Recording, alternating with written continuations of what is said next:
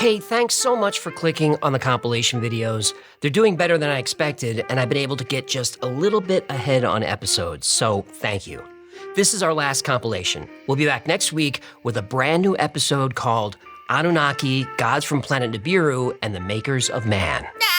We're finally doing an Anunnaki episode! Well, we gotta come back with a banger. Banger? I hardly know her. Since when did that ever stop you? The human makes a good point. Anyway, this is a compilation of 7 short episodes that are in the category of weird and bizarre. All our episodes are in that category, Chief. Well, that's true, but these are some early ones, so... So they suck. No, they don't suck, but let's just say we've come a long way the past few years. Let's kick it off with a story about the meat shower and when spiders, frogs, and fish fell from the sky. Oh, I sing in this one. Oh yeah, I forgot about that. I apologize for what you're about to endure. 3 + 1 5 + 0 0. Every second, about 16 million tons of water evaporates from the surface of the Earth. During that same second, 16 million tons of water falls back down to the Earth as rain. But water isn't the only type of precipitation we experience. Due to certain weather conditions, all kinds of crazy stuff has fallen from the sky. Things like frogs, snakes, spiders, animal flesh, even blood have rained down all over the world for centuries. Oh, this is sounding ominous. Well, it's more common than you think. In fact, in Honduras, they celebrate Lluvia de Peces, which means rain of fish. Now, Honduras is a landlocked nation with the nearest body of water 120 miles away. Yet every spring, it rains thousands of fish all over the town of Lloro. And these fish are completely aquatic. We're not talking about flying fish. Whoa. What do you mean flying fish? There are a few species of fish that can fly. Well, technically they glide, but it's pretty amazing actually. Amazing? I'll say. It's like a whole new world. All new stuff for me to see. I just fly along and sing this song. It's a whole new world for me. What? Anyway, fish rain, snake rain, blood rain. It's weird and it's real. Let's find out why.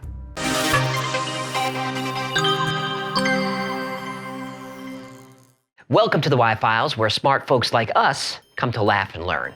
Today we're talking about the phenomenon of raining animals. Animal rain has been documented throughout human history. Pliny the Elder talked about a storm of frogs and fish as early as the 1st century AD.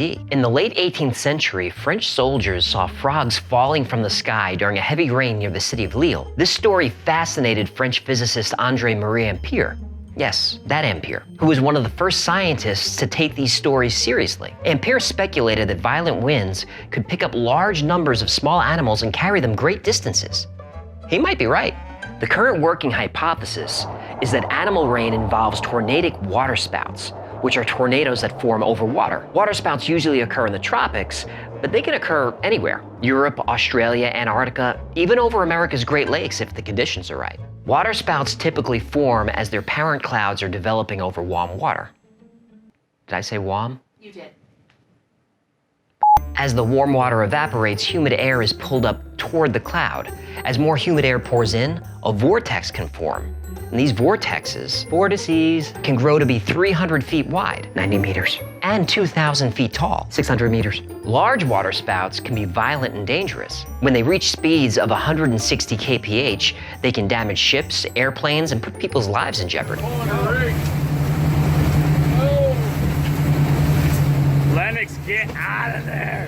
Anything within a meter of the water's surface can be lifted into the air. And if the waterspout is powerful enough, these animals can be carried all the way up to the parent cloud, and sometimes even stay up there for miles after the waterspout is long gone. Fish specifically are small, light, and flat, and they're light enough that they can be buffeted up and down within a cloud for a long time. Don't you dare. Oh, fine. This is what scientists believe is happening in Honduras. A waterspout is pulling fish from the ocean and carrying them far inland. Others speculate there's an underground river that's carrying the fish closer to the town. Still, something is lifting them in the air. Is it a waterspout? It could be, they're common in that part of the world. But reports of fish rain have occurred all over the planet, as recently as 2017 in India and Sri Lanka, but also Mexico, Wales, Saskatchewan, California, even Philadelphia, Pennsylvania. Recently, on September 9th, 2016, Lisa Lowbury was out for a walk in the suburbs of Philly. Now she hears a rustling in the trees above her. She looks up and she gets smacked in the face with a 5-pound catfish.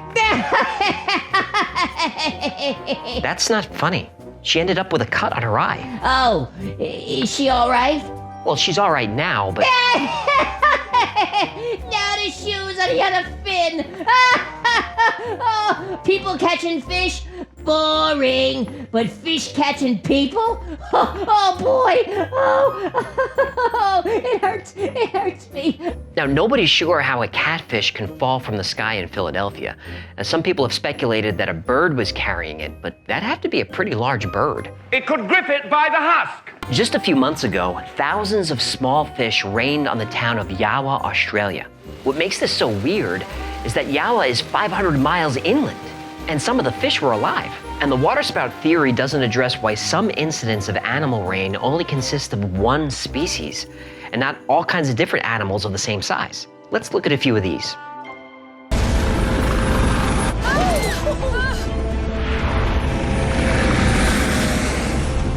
Just kidding, that was just a bad movie. Yeah, I rather enjoyed it. Spiders. Now this one's not a horror movie, but it definitely looks like one. Let's go back to the terror continent called Australia. On May 15th, 2015, residents of Goulburn, Australia witnessed millions of baby spiders literally raining down and blanketing the countryside in silky white webs. What happened in this case is called ballooning, which is a form of spider transportation. Spiders will climb to the top of the highest tree or structure they can, then spin a web into a sort of parachute that catches a breeze which can carry them a long way. They do this to escape predators, seek food, or to establish new territories. When a spider is getting ready to travel, it will raise its legs and sample the airflow. Once it's satisfied, it orients its abdomen skyward, spins a little silk, and off it goes. Normally this goes unnoticed because spiders typically travel one at a time. But sometimes, like in Goulburn, the weather conditions were so favorable to ballooning that thousands of spiders took to the air simultaneously. The same thing happened in Brazil. However, these weren't baby spiders. These were nightmare spiders. Meu Deus! Folks in Brazil were pretty upset. I mean, before this video, I didn't know how to say the world is ending in Portuguese, but I do now. If you want to see more of that, I'll link to some spider rain videos below. Worms. Worms from the sky is strange because it can occur in calm weather as well as stormy. And worms don't seem to mind the cold either. Thousands of worms appeared on a snowy mountain in Norway in 2015, and scientists still don't know how it happened. The worms were first noticed by a skier who said the mountain was covered with thousands of them. He assumed they were dead, but then he grabbed a few and they were alive. How? The worms couldn't have come from the ground because under the snow was about a meter of soil, frozen solid. So general consensus is that a violent air pocket lifted the worms and then dropped them on the mountain. But from where? Where are there thousands of live worms in the mountains in Norway in March? Nobody knows. Sweden? Same thing, raining worms. Where, why, how? So I did some research, and it seems that this has been happening in Scandinavia since at least the 1920s, and in Europe far before that.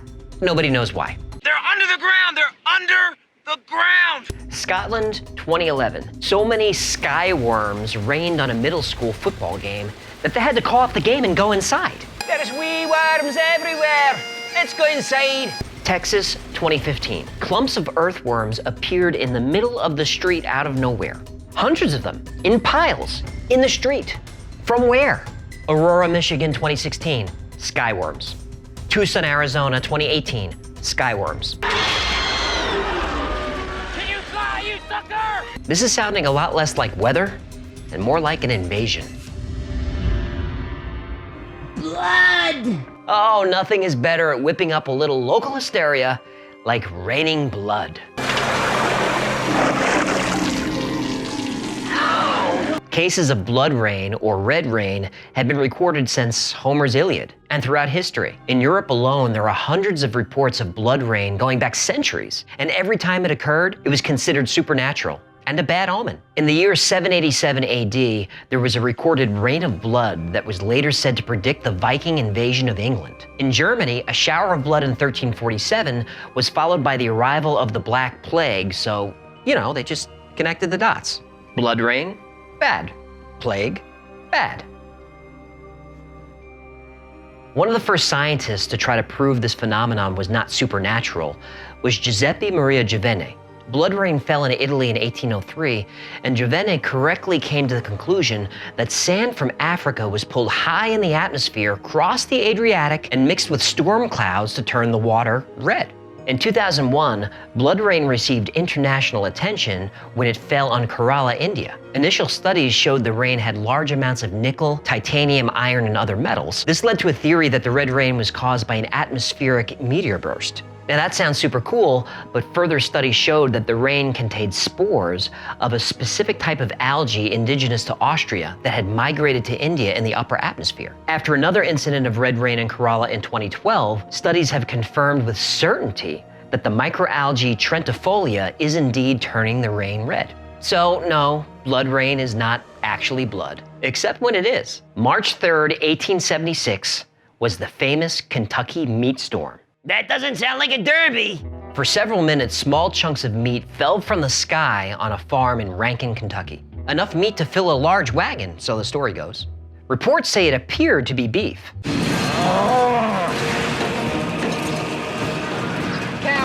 But according to an issue of Scientific American, two gentlemen who tasted the meat thought it was either lamb or deer. Unknown meats fell from the sky and someone ate it? Yep. And Joe Rogan wasn't there? Nope. Gross. Yep. Studies of the meat determined it was lung tissue either from a horse or from a human infant. Oh, nobody noticed a missing baby? Or a missing horse? Who was in charge of this investigation? Transylvania University. Wait. So Dracula ate the baby? No. Transylvania University's in Lexington, Kentucky. I'm so confused. Oh, you're not the only one. A scientific reason for the Kentucky meat storm was never settled, but locals think it came from vultures, who when threatened will regurgitate everything in their stomachs to make a quicker getaway. And when one vulture vomits, they all do. Oh, there's so much blood. No, don't you start doing that. No, you're gonna make Buzzard vomit. Okay, fine. But 9 days later, on March 12th, 1876, the same thing happened in London, England. Still no explanation. Well, it does explain English cooking. Snakes! The famous snake rain occurred in Memphis in 1877. Reports say thousands of black snakes rained from the heavens and slithered all over the streets. Snakes of all sizes. Some they say were over a foot long. Oh, I really wanted this one. I really did. Every list, article, and video about weird rain has this story in it. Thousands of snakes thudding to the ground, writhing around and hissing.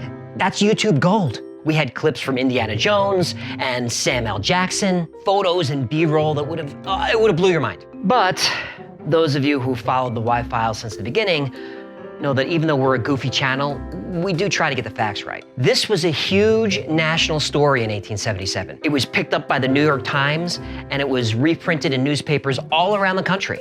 But nobody fact-checked. They just regurgitated the same story. 19th century clickbait.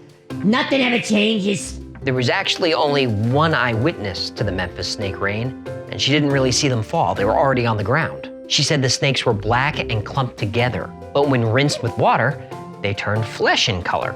They also didn't move like snakes. She said they gathered up their bodies in horseshoe shapes and creeped along the ground.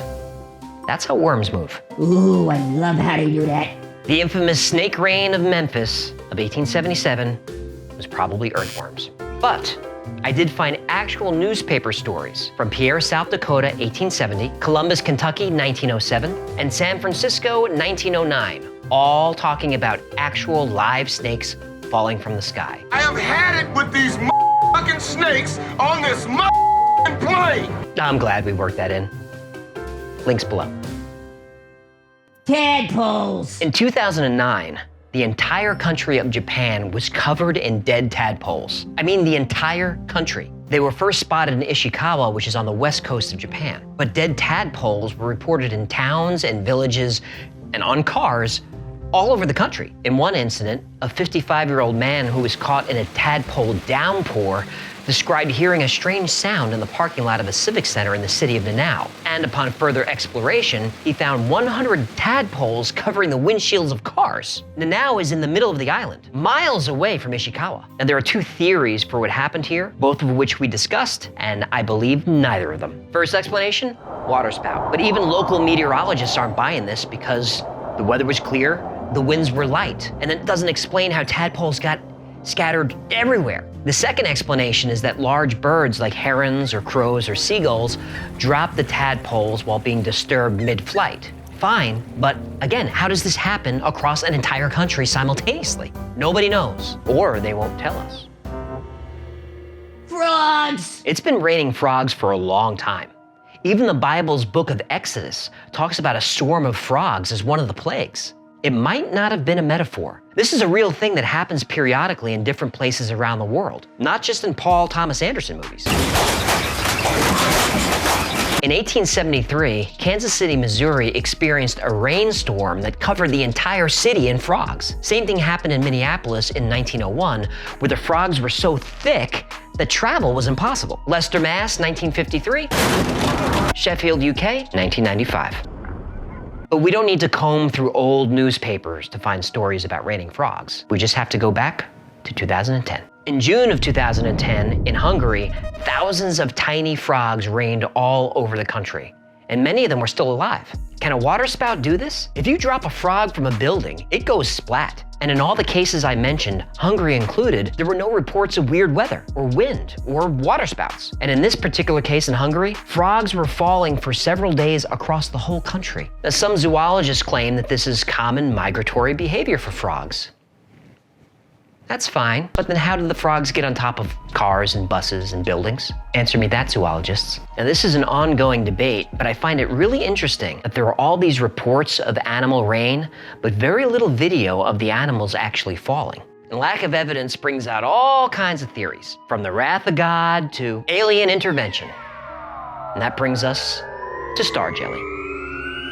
Star jelly! Before Hollywood icon Steve McQueen was dubbed the King of Cool, he starred in a little horror movie called The Blob. The Blob was released in 1958, and it's a well-known film to horror fans and Hollywood history buffs. What's up? What's not so well known is the inspiration for The Blob. The plot goes like this. It's a small town in rural Pennsylvania. Two teenagers are making out on Lover's Lane when they see a meteorite crash just over yonder. Later, an old feller investigates the site, and naturally he pokes the meteorite with a stick. It breaks open and a small jelly-like substance oozes out, attacks him, and he goes screaming off for help. 28-year-old teenager Steve McQueen picks him up and takes him to a doctor. The rest is movie history.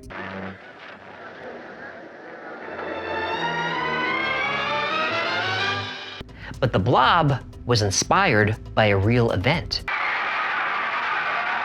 In 1950, 4 Philadelphia policemen reported the discovery of a domed disc of quivering jelly 6 feet in diameter and 1 foot thick at the center and an inch or 2 near the edge. When they tried to pick it up, it dissolved into an odorless, sticky scum. The producer of The Blob, Jack Harris, is from Pennsylvania, and he was fascinated with the local star jelly legend. An outbreak of star jelly happened as recently as 2013 at the Ham Wall Nature Reserve in England. But star jelly occurs all over the world, so it has a lot of names. Star slime, star slubber. In German, it's called Sternrotz, which means star snot. In Spanish, it's caca de luna, which... Moon poop! I was gonna say excrement. Oh, you're such a slave to the YouTube algorithm. Grow a pair! Sky jelly is a gelatinous substance that's been found in grass, but also in branches of trees. And reports of sky jelly go back centuries. And explanations range from frog eggs to bacteria to alien organic matter to the paranormal. So what is it? We don't know. Star jelly usually dissolves or evaporates as soon as it's discovered, so we don't have a lot of samples. But scientists in the National Geographic Society tested a sample in the US. They found no DNA at all. So what is it? We don't know. Oh, I don't care for that at all. I don't either. Let's talk about secrets. It's human nature to want to know what we can't know, to have what we can't have. The most alluring things in life are often those that are unattainable. So true. What? Sheila. Ooh, talk about alluring and unattainable. I guess we're doing this now. Who's Sheila? She was this angelfish that I knew when we were guppies. Oh no. Oh, she had the most perfect gills. And oh my own, her pelvic fins went all the way back. No. I'm talking about secret places. Oh, I dreamed about Sheila's secret places, if you know what I'm talking about. No, I don't. I mean, I do, but we're not. Why am I even talking to you? I lost my train of thought. Yeah, you're really floundering. Floundering. You see what I did there? Oh, I'm on fire today, baby. Wait, whoa. Oh, what are you doing? Oh, come on. Can you take a joke? Oh, nice. Real mature. These are the most secret places in the world, off limits to almost everyone. And when you tell us we can't go inside or photograph or even know what's happening in these places, well, we need to know why.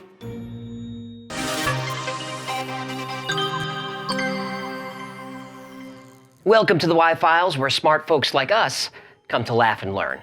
Today we're talking about the most secret places in the world and the mysterious theories that surround them. Now, a few weeks ago we covered the scariest places in the US that you can actually visit. The locations on this list are different. You can't visit any of these without special access, and no one really knows what's happening inside. And when you don't give the public information about something, we'll fill in the blanks.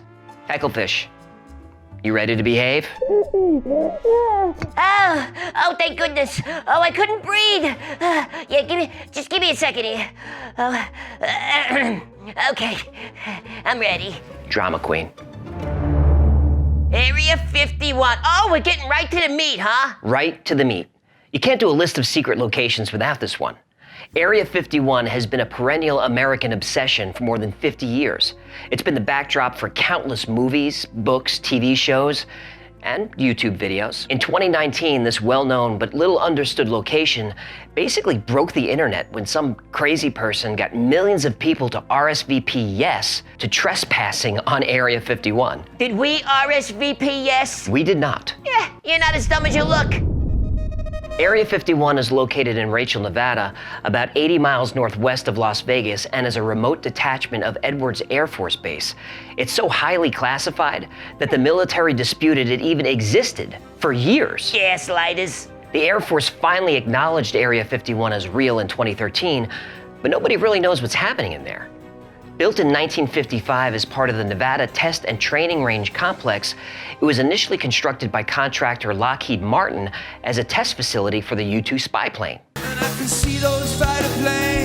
That joke worked on 2 levels. I appreciate you noticing. Now, although it's never been declared top secret, the area is highly protected and deadly force is authorized against trespassers. So what's going on there? Well, the official statement is, for operational security reasons, we do not provide detailed information regarding what takes place in the facility. Not good enough. I agree. The most widely circulated theory is that Area 51 houses an alien spacecraft that crashed in Roswell, New Mexico in 1947, along with the bodies of the pilots. We got ET bodies?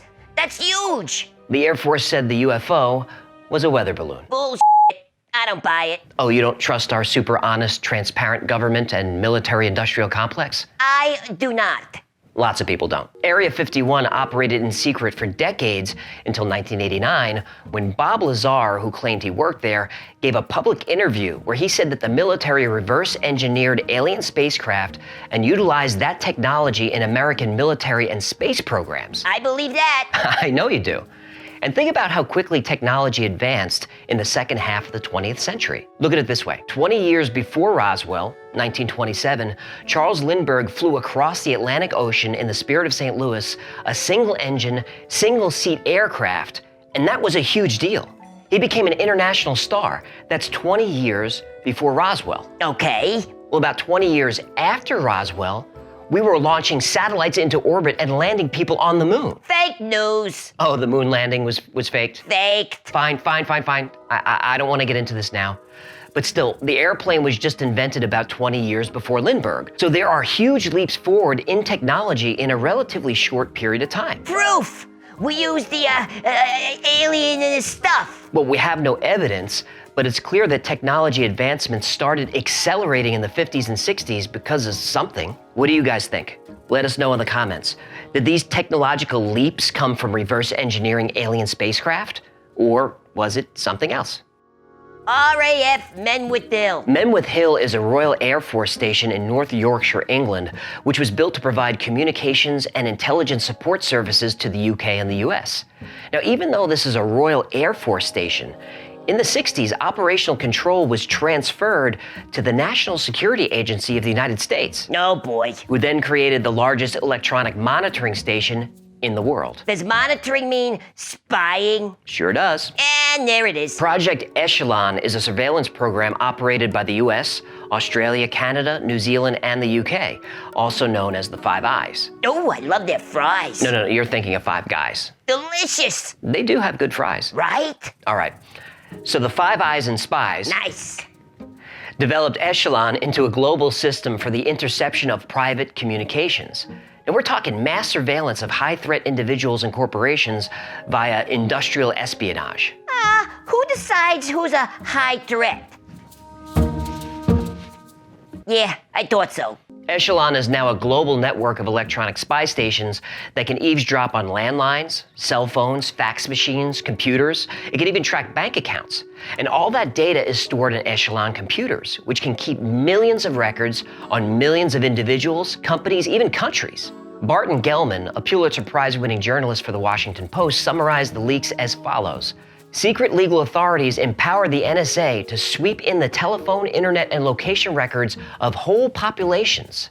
There are reports that every text message and phone call in the world flows through Echelon and then is then added to the files of the sender and the receiver and stored for later analysis. Is this legal? Well, Well is the wrong answer. it's not legal in the United States without a warrant, but this facility is not in the United States. That's a loophole. And officially, this project doesn't even exist, so nothing to see here. Who built this crazy thing? Lockheed Martin? That company seems to show up in an awful lot of these videos. Yeah, I noticed that too. So what do we do about it? Can you make one of those for me? I'm terrified right now. I'm using a stolen Netflix password. Oh, I know, you stole it from me. I didn't really peg you as a fan of the Twilight movies. Stop breaking my horns. I need some protection over here. Way ahead of you, pal. There you go. I don't know why, but that feels so much better. I know it does. What do you guys think? Is Echelon real? Are you concerned about governments reading your texts and screening your calls? Let us know in the comments. Mount Weather Emergency Operations Center. Built in 1958, Mount Weather serves as the operations center for the Federal Emergency Management Agency, aka FEMA. It's part of the United States' Continuity of Government Plan, and it's a relocation site for the highest level of civilian and government personnel. This is a 564-acre, high-security federal government facility along the Loudoun Clark County border in Virginia. Built during the Cold War as a relocation site, the facility consists of two parts: the above-ground FEMA complex and a 600,000 square foot underground facility. Reportedly, it's a fully self-contained city with its own leaders, its own police and fire departments, even its own set of laws. This underground bunker has a hospital, dining and recreation areas, sleeping quarters, a self-contained water system, emergency power plant, even a radio and television studio, which is part of the emergency broadcasting system. Now, people are said to be able to survive down here in isolation for years without ever leaving the compound. Sounds a lot like 2020. Too soon. Mount Weather has been designed to survive conventional, chemical, biological, even nuclear attacks.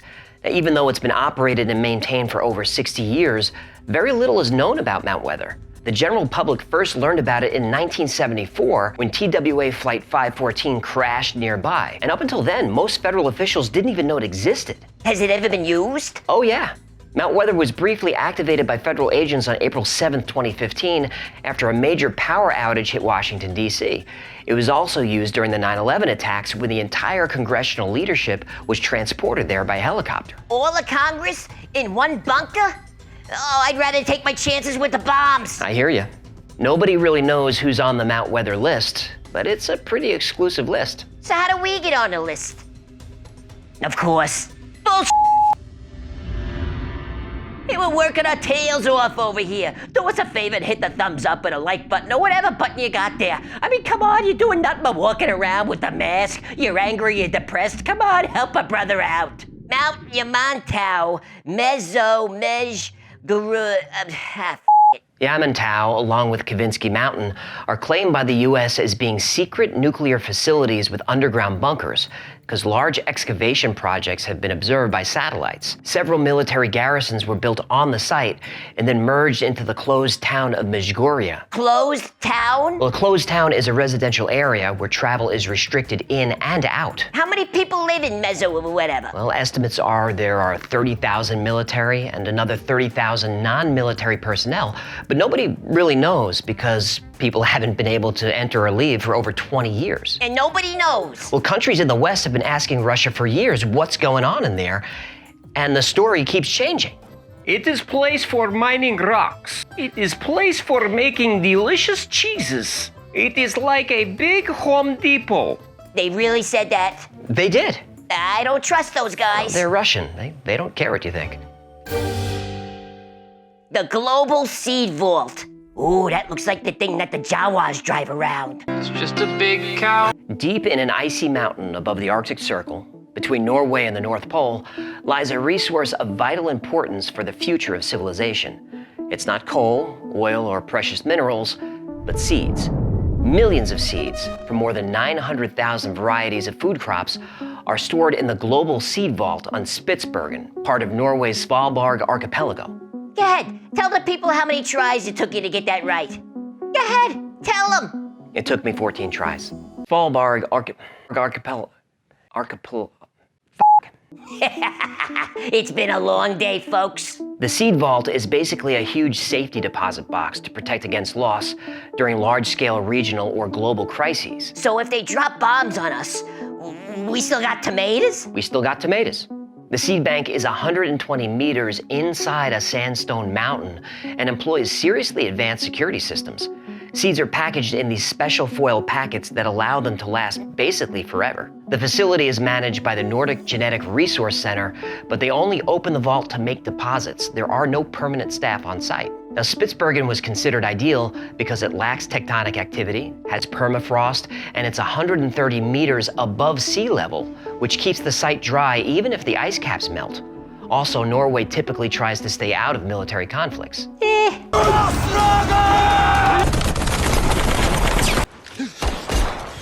I said they try. While the press has emphasized its use in the event of a major global catastrophe, the seed vault will be more frequently accessed when gene banks lose samples due to mismanagement, accidents, equipment failures, funding cuts, or natural disasters. And these events are actually pretty common. War and civil strife have a history of destroying seed banks. For example, the National Seed Bank of the Philippines was damaged by flooding and then later destroyed by a fire. And the seed banks of Afghanistan, Syria, and Iraq have all been lost completely. From bombs? I'd rather end on a high note. Thanks to the Global Seed Vault, many of those seeds were recovered.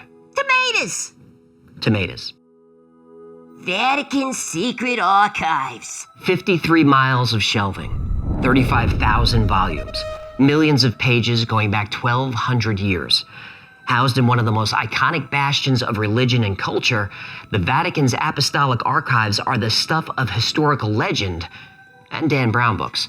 But they're absolutely real. The archive's indexes are not public, and they're only accessible to very few scholars, and then only after the deposits have been stored for at least 75 years, and they're housed in a fortress inside the Vatican. Hey, why do we have to wait 75 years to read this stuff? I'd rather not get into it. Ah, gotcha. Anyway, notable documents include Henry VIII's request for a marriage annulment, a handwritten transcript of the trial of Galileo, and letters from Michelangelo complaining he hadn't been paid for his work on the Sistine Chapel. They stiffed Michelangelo on his bill? Apparently they did. Ooh, what a pietà. Yeah, someone out there gets it. The secretive nature of the Catholic Church and the potential information within have fueled years of wild speculation about what's inside. And there are tons of crazy conspiracy theories about what's in the archives. Can we talk about a few? Yes, we can. Disclaimer, we are merely reporting, we are not endorsing any of these theories. I may endorse one. You may not. Fine. What do you got? Many conspiracy theorists believe the archives show the Vatican is hiding proof that Jesus didn't exist. Oh boy, you're right. I'll stay out of this one. Good thinking. Another theory says the Vatican has evidence of extraterrestrials and that the Pope is conspiring with aliens to implant us with computer chips. There's also this great theory about a device. I have to say it slowly. It's called the chronovisor. Chronovisor. Now, try saying that word fast and watch how quickly your YouTube video gets banned. Anyway, the chronovisor is a machine that allows the operator to view past and future events, and it was designed by an Italian priest and scientist who was trying to prove evidence of the crucifixion. And the archives are said to contain the 3 secrets of Fatima, which is a series of visions and prophecies that predict the end of the world. And, of course, some people believe the archives are controlled by the Illuminati, which the Vatican is a founding member. Fact. A conspiracy theory that turned out to be true is that the Vatican archives contained a document that absolved the Knights Templar of crimes against the Church. In 2001, the Chinon parchment was discovered in the archives, and the parchment is dated August 1308 at Chinon, France, and contains interrogations, confessions, and absolutions of the knights. When the Chinon parchment was made public in 2007, it confirmed the legacy of the Knights Templar by proving that Pope Clement V actually absolved the group of heresy in 1308. It's a fascinating document that reads like a Law and Order episode. Actually, a Law and Order SVU episode, if you know what I mean. If you want to check it out, I'll put a link to the full text in the description. And if you want to see a whole video about the Knights Templar, I do. let us know in the comments, and we'll get on it. Room 39. Room 39, also called Bureau 39 and Office 39, is officially known as the Central Committee Bureau 39 of the Workers' Party of Korea, and it's a secretive North Korean party organization that seeks to bring in foreign currency to party leadership. The organization is estimated to bring in $1 billion a year or more and may be involved in activities such as counterfeiting $100 bills, producing meth, heroin, and committing international insurance fraud for big bucks. Whoa, hold on. What? Can we ease into this? This is crazy. Okay. We'll ease into it. Office 39 was set up in the 1970s by the founding father of North Korea, Kim Il-sung, as a kind of royal slush fund. It takes its name from the office it occupies inside the Workers' Party building in the capital Pyongyang, not far from the official residence of the party leader. Much of what we know about Room 39 comes from a defector that ABC interviewed in 2018. He said he spent 5 years working as an agent in the Daesung Group, an umbrella corporation that smuggled ginseng, gemstones, and gold into China so it could be sold on the international markets as Chinese gold. Apparently, evading United Nations sanctions was easy, and China played a central part. They just changed company names and had branches in different countries. We don't know much about the internal operations of Room 39 because the defector is afraid of assassination attempts on himself and his family. But there are plenty more shady details, which I'll link below. Should we be talking about this? Oh, now you're squeamish? Well, I was fine until the last story. Maybe we could cut this one out. It's too late now. Well, Well, how do you say I'm sorry in Korean? Jisong hayo. Wait, I was being rhetorical. Is that really how to say it? Yep. Why do you... Hey, we all have secrets, don't we? Yes. Yes, we do. 3+15+00. For 600 years, the Voynich Manuscript has stumped scholars, cryptographers, physicists, computer scientists, pretty much everybody. Now a researcher in Germany has claimed to have finally decoded the most mysterious book in the world. He did? What's it say? Well, welcome to the Y-Files, where smart folks like us come to laugh and learn. Have the secrets of the Voynich Manuscript finally been revealed? Well, a German Egyptologist claims he solved it. Has he? Well, he thinks so, but first some background. The Voynich Manuscript is a 240-page medieval codex written in an indecipherable language full of bizarre drawings of strange plants, astrological symbols, and lots of naked women. Ooh, is there a centerfold? Actually, there is. Spicy! The Voynich Manuscript defies classification and has also defied comprehension. Everybody's taken a shot at this. Cryptologists, FBI operatives, respected medievalists, mathematic and scientific scholars, skilled linguists, they've all been left stumped. Even Alan Turing took a crack at it and came up short. So sorry. A book written in an unknown language no one has been able to decode, with crumbling pages made of bound calfskin dating back to the 15th century, you'd probably picture something out of a Nicolas Cage movie. Hello. What you might not picture is a book filled with whimsical illustrations of nude women in bathtubs, bathtubs with windows, bathtubs shaped like ovaries, bathtubs oozing green liquid, bathtubs everywhere.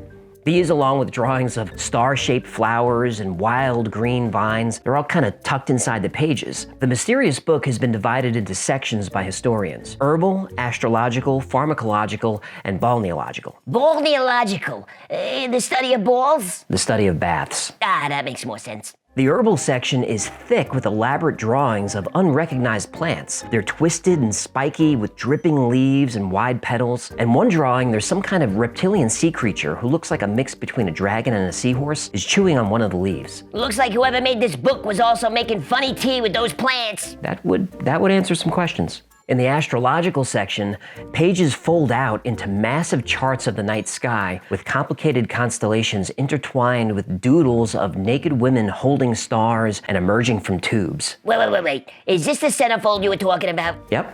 No mermaids and nothing? Nope. Bit of a letdown. You need a girlfriend. Well, let's go to the store and pick one out. That's not a healthy way to start a relationship. If she doesn't work out, we'll exchange her for a new one. You can't do that. Right. How many times have you said you'd like to trade your wife in for a new one? No. Some say the astrological part is the book's most translatable section. It features constellations like Pisces, Taurus, and Sagittarius, but they're a little bit off. And the balneological section is by far the most bizarre. You've got naked women floating, swimming, drowning, and resting in all kinds of baths. And the baths are cake-shaped baths or holes in the ground, winding river-like pipes, and baths shaped like a woman's reproductive system. This section is the most famous in the manuscript, and it's easy to see why. People have wondered for centuries why the author was so fascinated with women in bathtubs. This is giving me some ideas for a new fishbowl design. Nope. Don't even... How good are you at blowing glass? Oh, I'm not blowing anything for you. The last section, the pharmacological section, is almost all text in Voynich cheese. Is Voynich cheese made by cows or goats? Well, technically, it was made by a man. I have nipples, Greg. Could you milk me? Yeah. Voynich cheese is written from left to right, and although it's never been officially deciphered, there's definitely a structure to it. Researchers have concluded that the language has 20 to 25 distinct letters, but nobody's been able to figure out how the letters fit together. According to cryptanalyst Elizabeth Friedman in 1962, anyone who attempts to translate it is doomed to utter frustration. Same goes for trying to understand a YouTube algorithm. Can't argue with that. The theories about the Voynich manuscript are all over the place. Some think the book was written by philosophers in a secret code only they could understand. But my favorite theory is... aliens! Yep, if you Google Voynich plus aliens, you get all kinds of great stuff. Because it contains a language that cannot be found anywhere else on the planet, and given the fact that the ancient manuscript depicts star charts that are unknown to us, the Voynich manuscript could have been created by a being not from Earth, who during the 1400s crash-landed here. Knowing that humans didn't have the necessary technology to help him return to his planet, maybe the alien visitor decided to chronicle his remaining life on Earth inside the manuscript. E.T.'s coloring book. Oh, I love the internet. After hundreds of years of failed attempts to translate it, no theory was really off the table. But this June, one man claimed to have cracked the code once and for all. According to German Egyptologist Rainer Hannig, Voynich is actually based in Hebrew. He concluded that the text must be a Semitic language, and given the European imagery in the book's illustrations, he narrowed the options to Arabic, Aramaic, or Hebrew, which were languages spoken by the European scholars of the Middle Ages. After identifying a connection between certain Voynich characters in Hebrew, he managed to translate the first few words and then full sentences. It will be years, Hannig says, before the full manuscript will be translated. So, what's it say? Mostly gibberish. Experts in ancient Hebrew are not convinced that Hannig cracked anything. They've poked more than a few holes in his translation and said he's taken quite a few liberties with the language to try to derive meaning where it just doesn't exist. I'm wrong again! Wrong about us! Over the past few decades, at least 60 Voynich solutions have been published. So far, all of them have been debunked. In 2019, David Cheshire, a research associate at the University of Bristol in England, thought the book was written in a language lost to time, a predecessor to modern English and Spanish. He told Romance Studies, "When I realized the magnitude of the achievement, it was like a eureka moment." And Cheshire's news hit the media like a tsunami. and was debunked with the same amount of force. Botched research and a rush to publication added up to a pretty embarrassing mess, and as stated in Ars Technica after the fallout, another day, another dubious claim that someone has decoded the Voynich Manuscript. In 2017, television writer Nicholas Gibbs made international news when he claimed to have solved the mystery. Gibbs believed that the book is a woman's health manual and the language is actually made up of Latin abbreviations. Now, the woman's health book theory might hold some merit. I mean, why else would you doodle ovaries and a bunch of fallopian tubes? Unless you're Jackie Treehorn. And Lebowski fans get it. But the Latin abbreviation idea was less convincing. Latin experts found his translations to be pretty much nonsense. This wasn't too much of a shock. Gibbs didn't have a lot of credibility to begin with. He was studying the text for a television show and lacked real experience in historical text decoding, so... TV producers think they know everything. Even the Hebrew theory has been brought up and shut down before. In 2016, 2 computer scientists announced that they had successfully translated the entire sentences of the book from Hebrew. How did they test their theory? Well, they typed every Hebrew letter they recognized into Google Translate. According to their findings, the first sentence of the manuscript reads, "She made recommendations to the priest, man of the house, and me, and people." Seems legit. It wasn't. Hebrew experts reviewed this work and said the translation wasn't even close. Now, while the language of the Voynich manuscript remains unknown, the book's history is slightly less mysterious, although there's still a few hundred years not accounted for. Historians at the University of Arizona have carbon dated the book to the 15th century between 1404 and 1438, and clues such as the style of the illustrations, the type of pigments and paints used, and the calfskin that the text was written on all indicate it probably originated in northern Italy. The Voynich first appears in the historical record in the late 16th century when Holy Roman Emperor Rudolph II purchased the book, and the imperial physician's signature is visible on the first page of the text, so we know he probably had it. It then passed into the hands of George Beresque, an alchemist from Prague who referred to the book as a certain riddle of the Sphinx that was uselessly taking up space. When Beresque's heir inherited the manuscript, he sent it to an Egyptian hieroglyphics expert in Rome for help decoding the text. Did he decode it? He did not. He said it couldn't be cracked. Oh, man. Well, they weren't kidding. The manuscript then disappeared for 250 years, finally resurfacing when it was purchased by Polish book dealer Wilfred Voynich in 1912, and Voynich dedicated his life to deciphering it, and eventually the book was named after him. For a time, some people believed that Voynich himself wrote the manuscript, hoping to sell the medieval mystery for a lot of money, but carbon dating proved this theory impossible. The book was eventually donated to Yale's Beinecke Rare Book and Manuscript Library, where it remains today, capturing imaginations, igniting curiosities, and fueling controversies. While historians and cryptologists, linguists and scientists continue their search for the Voynich manuscript's meaning, the most logical theory to me is that it was a hoax perpetrated on Emperor Rudolph by Edward Kelly, a medieval scam artist. Kelly would go into these trances where he claimed to be able to speak to angels, and other people would then write down what the angels said in their angel language. Other people spoke this angel language? Nope. Then what did they write down? Just, nonsense. That is not at all helpful.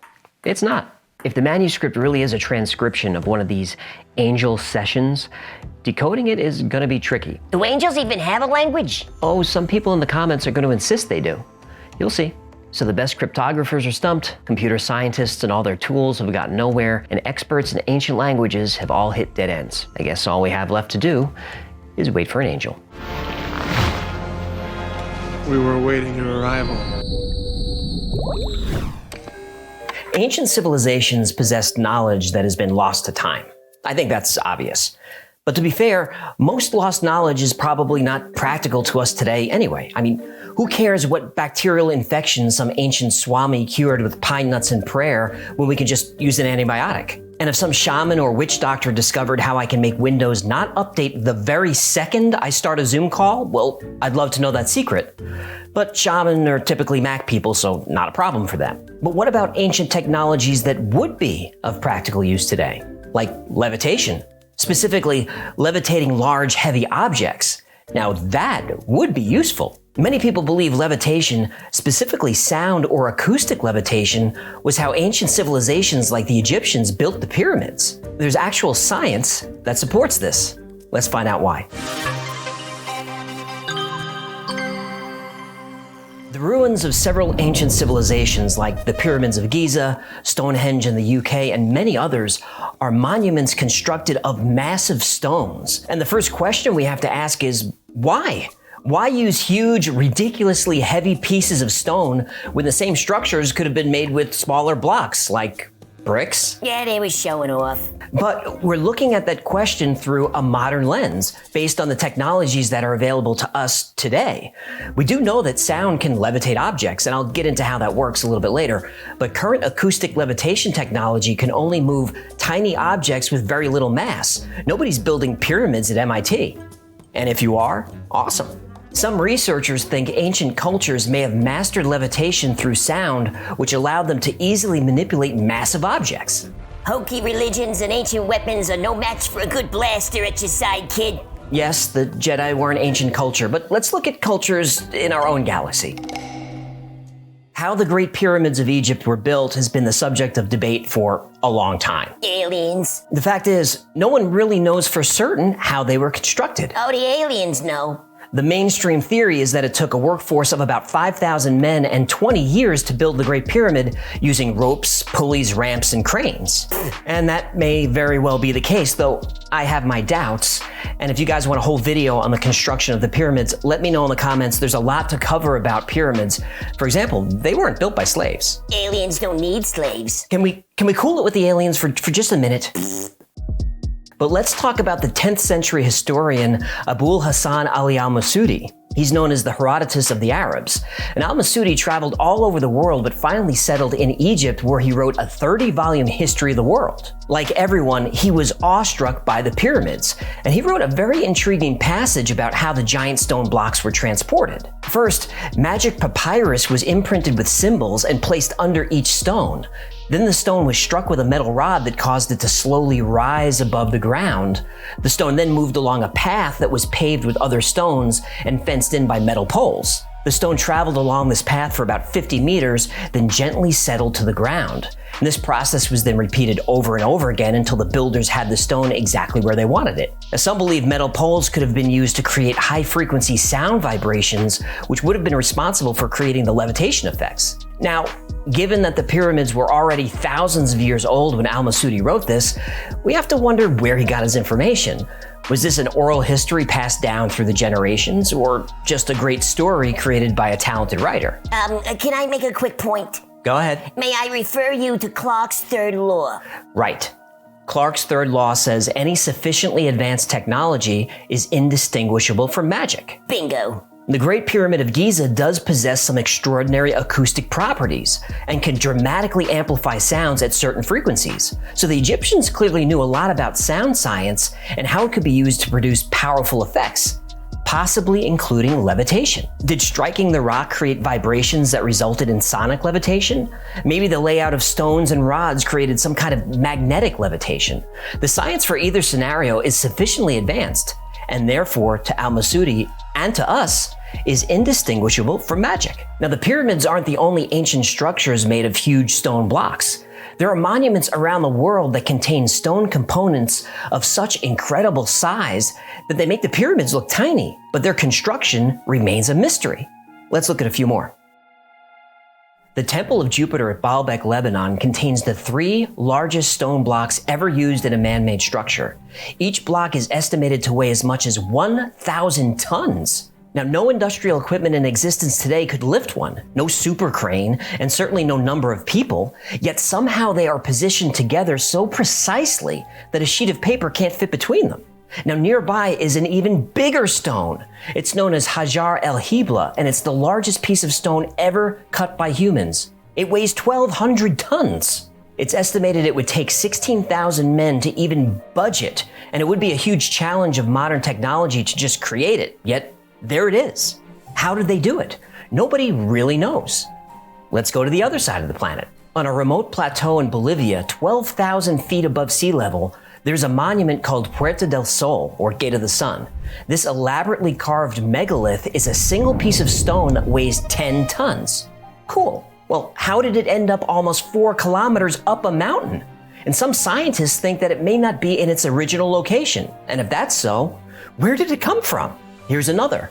Namdal is an archaeological site on the island of Pohnpei in Micronesia, and it's been called the Machu Picchu of the Pacific. It's the only ancient city ever built upon a coral reef, and the engineering of Namdal is so complex, nobody can figure out how it was built.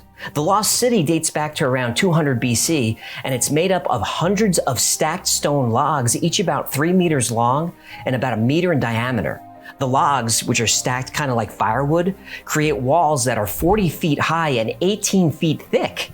That's taller than a 3-story building, yet each stone log weighs about 2.5 tons. And the logs that make up the high walls, they weigh as much as 50 tons each. How they were moved and lifted into position is absolutely baffling.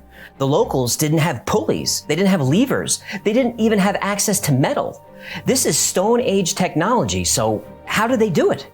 Well, the locals tell stories about giants who flew great canoes in the sky. Aliens. And those aliens, I mean giants, Yeah! use some kind of magic to levitate the logs into place. Now, these are structures from very different and diverse cultures from all over the world. What was their secret? Well, these societies are so old that there is no record of how these structures were constructed. But in almost every culture where megaliths exist, a legend also exists that the huge stones were moved by sound, either by striking with a rod to produce acoustic resonance, or by instruments, or by simply chanting stones into position. Let's see how that works. For centuries, travelers from the Far East told tales of acoustic levitation. Some claim to have encountered mystics who possessed the ability to levitate themselves and objects using sound. One famous story comes from a medical doctor named Dr. Weal. He had been brought to a remote area of Tibet in 1939 to treat a Buddhist holy man suffering from an unknown illness. After spending some time with the monks, Dr. Weal eventually gained their confidence, and to show their appreciation, they performed a demonstration of sonic levitation that left the good doctor astounded. They took him to a meadow that was surrounded by high cliffs, and in the middle of the clearing, about 250 meters from a cliff, was a heavy slab of stone. Then the monks arranged 19 musical instruments, 13 drums and 6 trumpets, in a 90-degree arc around the stone and started playing. The other monks began singing and chanting a prayer, slowly increasing the tempo. During the first 4 minutes, nothing happened. Then as the speed of the drumming and the noise increased, the big stone block started to rock and sway and suddenly took off into the air and continued to rise until it landed on a hilltop about 250 meters above the ground. This demonstration was repeated multiple times for Dr. Weal, who actually took film footage of this. What? Where's the film? Oh, that's confiscated and classified. Well, that's a piece of bullshit. I know. I actually found a paper that explains scientifically how this levitation might have actually worked. Link below.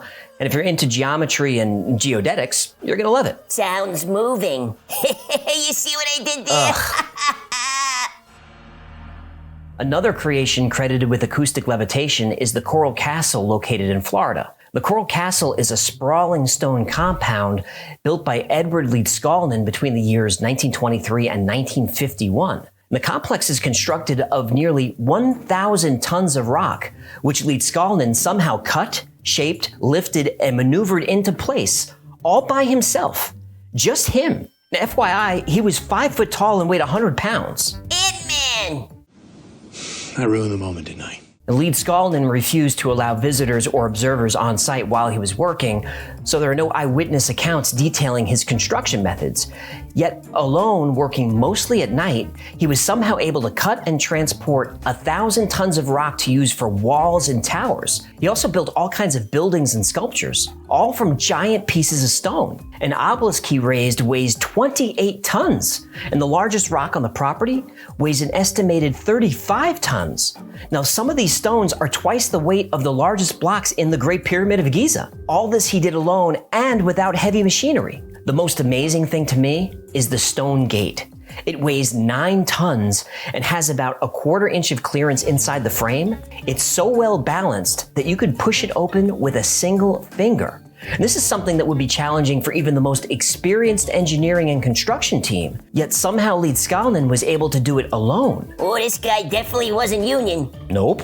Leedskalnin never specifically identified sound as a key factor in his work, but he had an interest in radio and owned all kinds of sound equipment which he used for unknown purposes.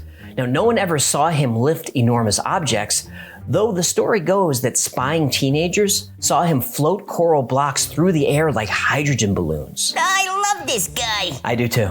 I have discovered the secrets of the pyramids and have found out how the Egyptians and the ancient builders in Peru, Yucatan, and Asia, with only primitive tools, raised and set in place blocks of stone weighing many tons. He told friends ancient masters had developed a method for overcoming the force of gravity, and that as a practicing Freemason, he was exposed to this knowledge through his contacts in that secret organization. This guy built an Illuminati sandcastle with magnets? He might have, with magnets or sound or both. I mean, there's actual science behind some of this. And unless you're in a vacuum, sound is everywhere. Sound is created by vibrating molecules of a medium, like air or water, into waves. The waves hit our eardrums or our skull, and our brain decodes the wavelengths into sound. We don't usually think of sound as having a physical presence, but acoustic waves can absolutely affect the environment. Think of a nightclub or a concert where you could feel the bass. Right. Like that. Or how ultrasound is used to pulverize kidney stones, or how singing the right note or wavelength with the sufficient volume or amplitude can shatter glass.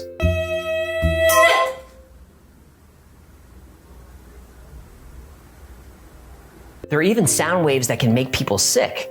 We've got a video coming up on this, so hit subscribe, hit the bell, okay. like, share. Okay. Hey. Don't oversell it. I'm sorry, I get excited. Anyway, current acoustic levitation techniques use sound traveling through media, usually gas, to counteract the force of gravity. A basic acoustic levitator has two main parts: a transducer, which is really just the surface that creates the sound by vibrating, kind of like a speaker. And there's also a reflector, which helps focus the sound waves on the object you want to levitate. Now, to get this to work, there's quite a bit of math involved. For example, the distance between the transducer and the reflector must be a multiple of half of the wavelength of the sound. Now, this is because you need to get enough molecules lined up under the object in order to lift it. If you just blast sound at an object, all you're doing is scattering a bunch of molecules around. That won't work. But if we remember the story about the Tibetan monks, they were using this precise technique. They played specific instruments in unison, just like a transducer, focused at a specific object from a specific distance, like a reflector. I bet if we knew the actual sounds of their instruments, we'd see a correlation between the wavelengths they emitted and the distance to the stone. Now, I'm not saying the monks actually got this to work, but I am saying the science is sound. A pun? No. That was so terrible. I didn't mean to do that. It was... shame on you. So now that we've seen that sound can be used to move objects, is this enough evidence to prove how the pyramids were constructed? For some people, yes. For most, no. For me, I'm not really sure. Could the pyramids have been constructed using pulleys, ramps, and cranes, like mainstream Egyptologists claim? Well, sure. But when you look at the sheer size those ramps would need to be, and the distances involved, the amount of materials required to build the scaffolding would be more than the material in the actual pyramids. Much more. So where are all the construction materials? To me, there seems like there's something going on here. But we can't even talk about this without being labeled kooks. Any challenge of established scientific dogma is labeled pseudoscience. Isn't that a bit arrogant? I mean, isn't pseudoscience only pseudoscience until it's actual science? But people are afraid to go up against the establishment. Kepler and Copernicus were ridiculed by their peers. Louis Pasteur's research was rejected by the medical establishment. Gregor Mendel, Nikola Tesla, initially they were rejected. Imagine the hate they'd get if Twitter existed? But that's a long time ago. Surely we've matured since then. Think about this. In 1903, when the Wright brothers and others were building airplanes, the New York Times said manned flight would not be possible for 1 to 10 million years. Oops. And in 1985, the New York Times said no matter how inexpensive or powerful a laptop computer would become, nobody would want one. No, boy. And when Apple announced the iPhone, the Times said they'd probably never build it, and even if they did, nobody would buy it. Oy vey. And speaking of Twitter, here's what the New York Times said when it launched. Using Twitter for literate communication is about as likely as firing up a CB radio and hearing some guy recite the Iliad. Whether the service could be made into a sustainable business, quite unknown. I'm skeptical. Blah, blah, blah, blah, blah. Haven't I always told you don't trust the media? You have. If you suggest that levitating heavy objects with sound or creating free energy is even possible, you're viciously attacked. Not just by Facebook and Twitter, but by the New York freaking Times. Aren't new ideas worth exploring?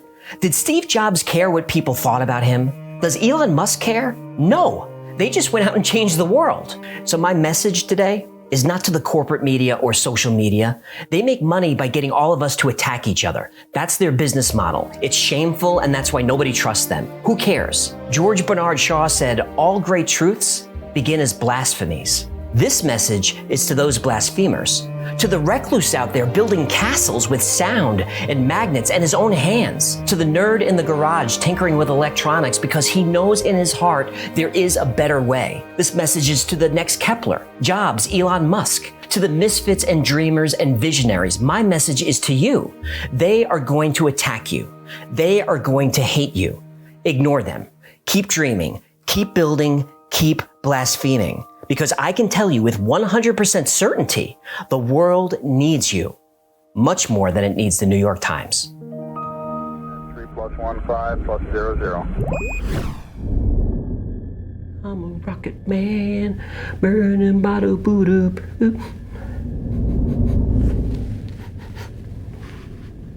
You smell that? I can smell that underwater. Well, don't look at me.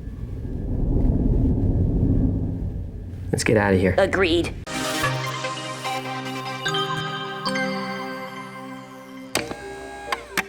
The smells of the universe are not universal. Listen. You smell something? Different objects in space, like comets, planets, moons, gas clouds, each have their own distinctive aroma. Ooh, I love the smell of the universe in the morning. Me too. We're all watching The Expanse, right? If you're not, start immediately. It's the best sci-fi show on TV. And it's based on a series of novels which are equally awesome, and I will link below.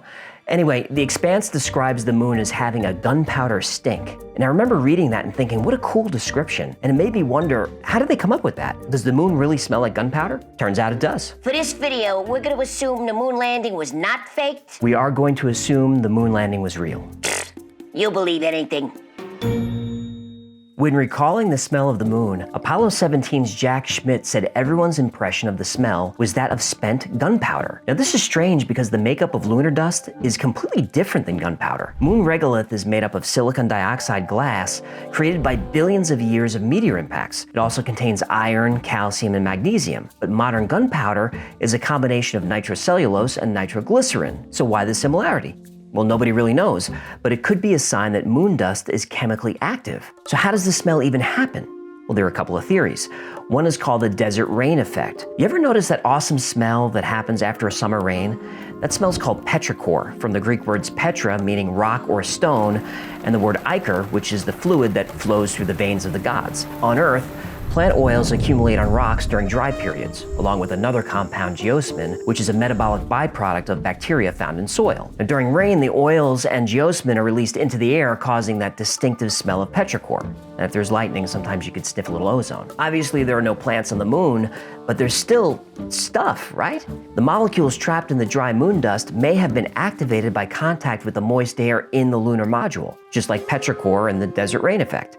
Another theory is solar winds. Hot solar winds of hydrogen, helium, and other ions buffet the moon's surface and may become trapped in the dust. When the ions are dislodged, such as by an astronaut's footsteps, then come in contact with the warm air inside the lunar module, they evaporate. Now, it's possible these ions were brought into the cabin, producing the odor. Either way, the smell didn't last long. By the time the moon dust made it back to Earth, it was completely odorless. So we'll have to take NASA's word for it.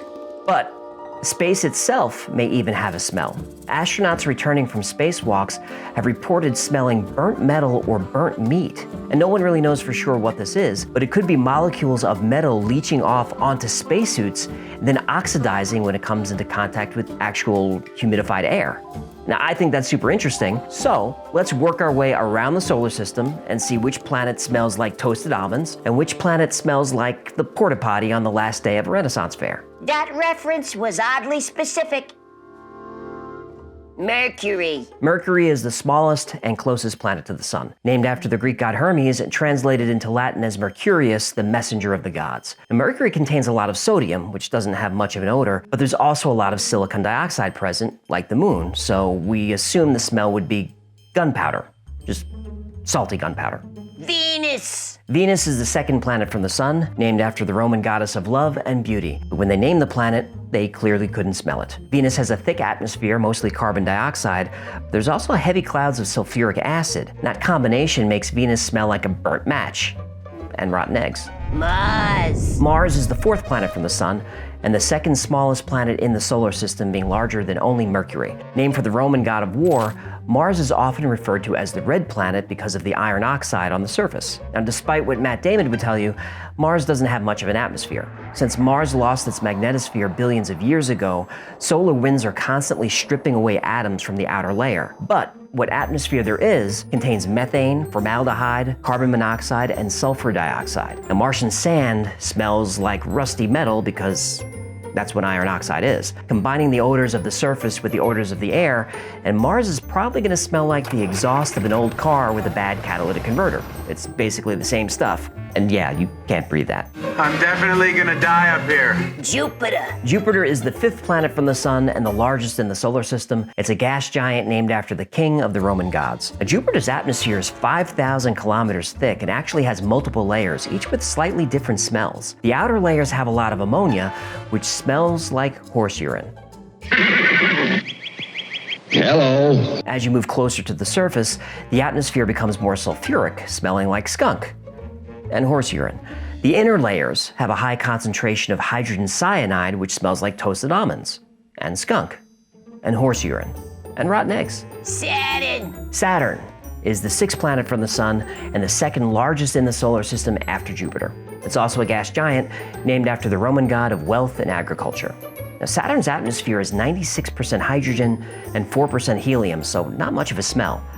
But there are trace amounts of methane, phosphine, acetylene, and ammonia, and phosphine can smell like rotten fish. What? So Saturn probably smells like dead fish and skunk and rotten eggs. What's with all the rotten eggs? Good question. Eggs are very high in two proteins, globulin and keratin. When globulin decays, a toxic chemical is released, hydrogen sulfide, which has a very potent sulfur smell. I mean, you know it when you smell it. And keratin also has very high levels of an amino acid called cysteine, which is also full of sulfur. Hydrogen sulfide happens to be one of the most common compounds in the solar system, so rotten eggs everywhere. Uranus. Uranus. Uranus. Please don't say it that way. You say tomato, I say Uranus. Tomato, Uranus, potato. Do you mind? All right, go ahead. I couldn't resist. Uranus is the seventh planet from the sun, named for the Greek god of the sky. It's probably the smelliest planet in the solar system. Stop it. The upper atmosphere is mostly hydrogen, so not much of a smell. But as you get closer to the surface, it gets pretty ripe. Have we probed Uranus?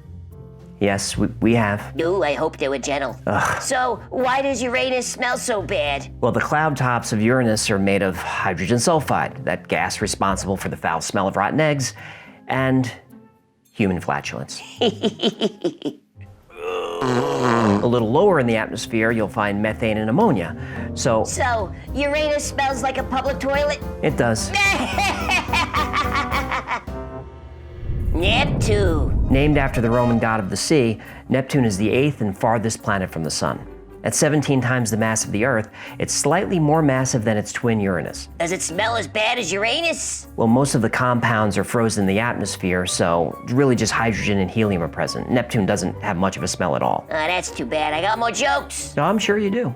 Everywhere else. A few honorable mentions. Dwarf planet Pluto is a near vacuum with nitrogen, methane, and carbon monoxide, so deadly but odorless. One of Saturn's moons, Enceladus, is covered in ice, but underneath, it has an ocean of liquid salt water.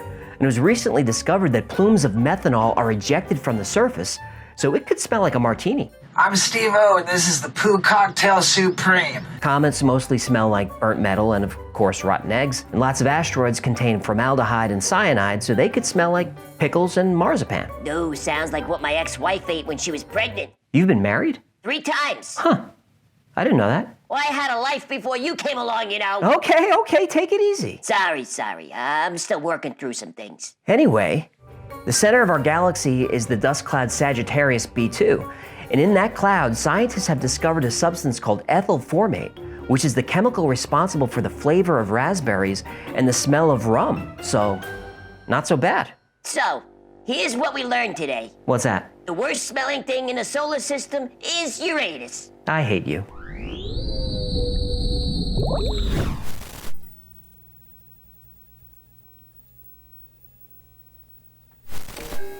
In 1981, an arcade in Portland was the scene of countless gamers coming down with migraines, having heart attacks, seizures, and strokes. Local teens were suffering from amnesia and having hallucinations, all due to a mysterious game that seemed to arrive out of thin air. The game was called Polybius, and even though playing the game was dangerous, it was highly addictive and caused some teens to become hyper-aggressive.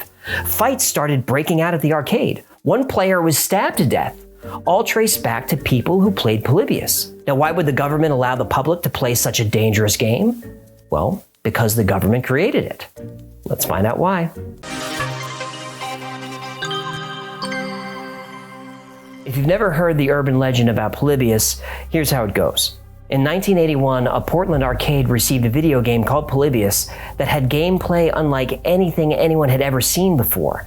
The player would stare at random geometric patterns and strange shapes, causing them to fall into a sort of hypnotic state. The game was known for its psychedelic images, unsettling soundtrack, and subliminal messages. And if you played Polybius, it could cause all kinds of physiological effects. Amnesia, anxiety, night terrors, aggression, insomnia. It could also cause physical effects like migraine headaches, nausea, vertigo, even heart attacks and strokes. Polybius was created by a company named Sinneslöschen, which in German roughly translates to sense deleting. And after playing, 2 Portland teenagers disappeared without a trace. Now, some say they were abducted, others say they were recruited. Whoa. Now, this game was so addictive that players would line up around the block and get into physical fights in order to play it. And people reported that the Polybius machines were watching players and collecting data about them. And that data was periodically retrieved by men in black suits who serviced the machines. And the story goes that these men in black could change the game's attributes in order to elicit different responses from the players. Mind control? Yep. Grab my hat, please. Thank you. The game was only released in 2 arcades, and only for a short time. Then it disappeared as quickly and as quietly as it arrived, never to be seen again. Now, this is an urban legend, and it's a good one. But how much of it is true? Well, actually, more than most people think. But it wasn't just any game. You have been recruited by the Star League to defend the frontier against Zur and the Kodan Armada. To get to the truth of the story of Polybius, you have to dig pretty deep. And if you Google Polybius, you'll get a bunch of blurry images of an arcade cabinet. There's no way to tell if these are photoshopped or an actual physical cabinet existed. If one did exist, I doubt there's photos of it. Also, there's only one known screen capture of the game's title screen. The screen cap shows the name of the game, the year, copyright, and says it was developed by a company named Sinneslöschen. Now, in German, this translates to sensory deprivation or sense deleting, but it's not a good translation, so probably not a native German speaker. There's also no evidence of a company ever existing in Germany with the name Sinneslöschen. No company anywhere had that name, so no help there. Now, the font used for the title itself is actually unusual for the time. The memory required to produce this effect was pretty significant in the early 80s. Only games from huge companies like Nintendo and Williams were known to put so many resources into a title screen. And the screen font is very close to a font used by Williams, but a couple of letters don't quite match, so again, not much to go on. Now, there are a few sources that say Polybius was mentioned on Usenet as early as 1994. Now, for you young bucks, Usenet newsgroups were a type of global message board used during the early days of the internet. And if something was happening on the internet, there was a newsgroup about it. Google has archived messages going back to the beginning of Usenet. but searches for Polybius come up empty. Now, what about the gameplay itself? Now, sources claim that Polybius was vector-based, similar to games like Tempest or Battlezone. Now, Tempest was a huge game at the time and known for its unique graphics. So it's reasonable that people who were playing arcade games in that time remember Tempest. I definitely do. And Battlezone was used by the military as a training tool for tank crews. The Army's version was called the Bradley Trainer. So the government creating arcade games? That's absolutely true. Now, what about the story that people would get sick playing vector-based games like Polybius or Tempest, or actually die after playing certain games? Turns out, this is also true. An open mind is easy to expand. It might even be a good idea to heed the advice that one game player carries on his shirt. Maybe it's a warning. In 1982, 14-year-old Michael Lopez was playing Tempest with friends at the Malibu Grand Prix Arcade in Beaverton, Oregon. He began to feel a weird sensation in the back of his head, and he started losing his vision. He became dizzy, stumbled outside the arcade, and threw up all over the parking lot. He then collapsed a few blocks from his home, screaming in pain. Now, apparently the game's flashing lights and visual effects triggered a migraine or a seizure. Okay. And then there's the case of Jeff Daly, who died after playing the game Berserk that same year. Now, Daly had an unknown congenital heart condition. Apparently the stress of trying to break the game's high score triggered a heart attack. Same for Peter Bukowski of Calumet City, who also died of heart failure while playing Berserk.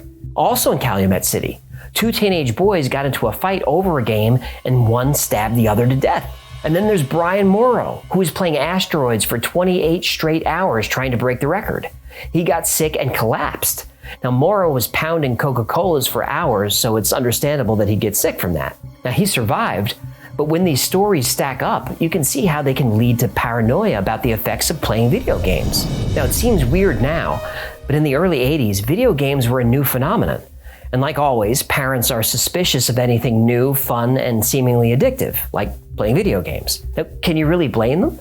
Now, a game developer's job is to make a game so fun and immersive and addictive that you want to throw money at it. I mean, that's just as true now as it was back then. Whether it's putting coins in a slot or microtransactions in a mobile game, the psychology is the same. Game companies want you to give them money, and they want to give you hits of dopamine.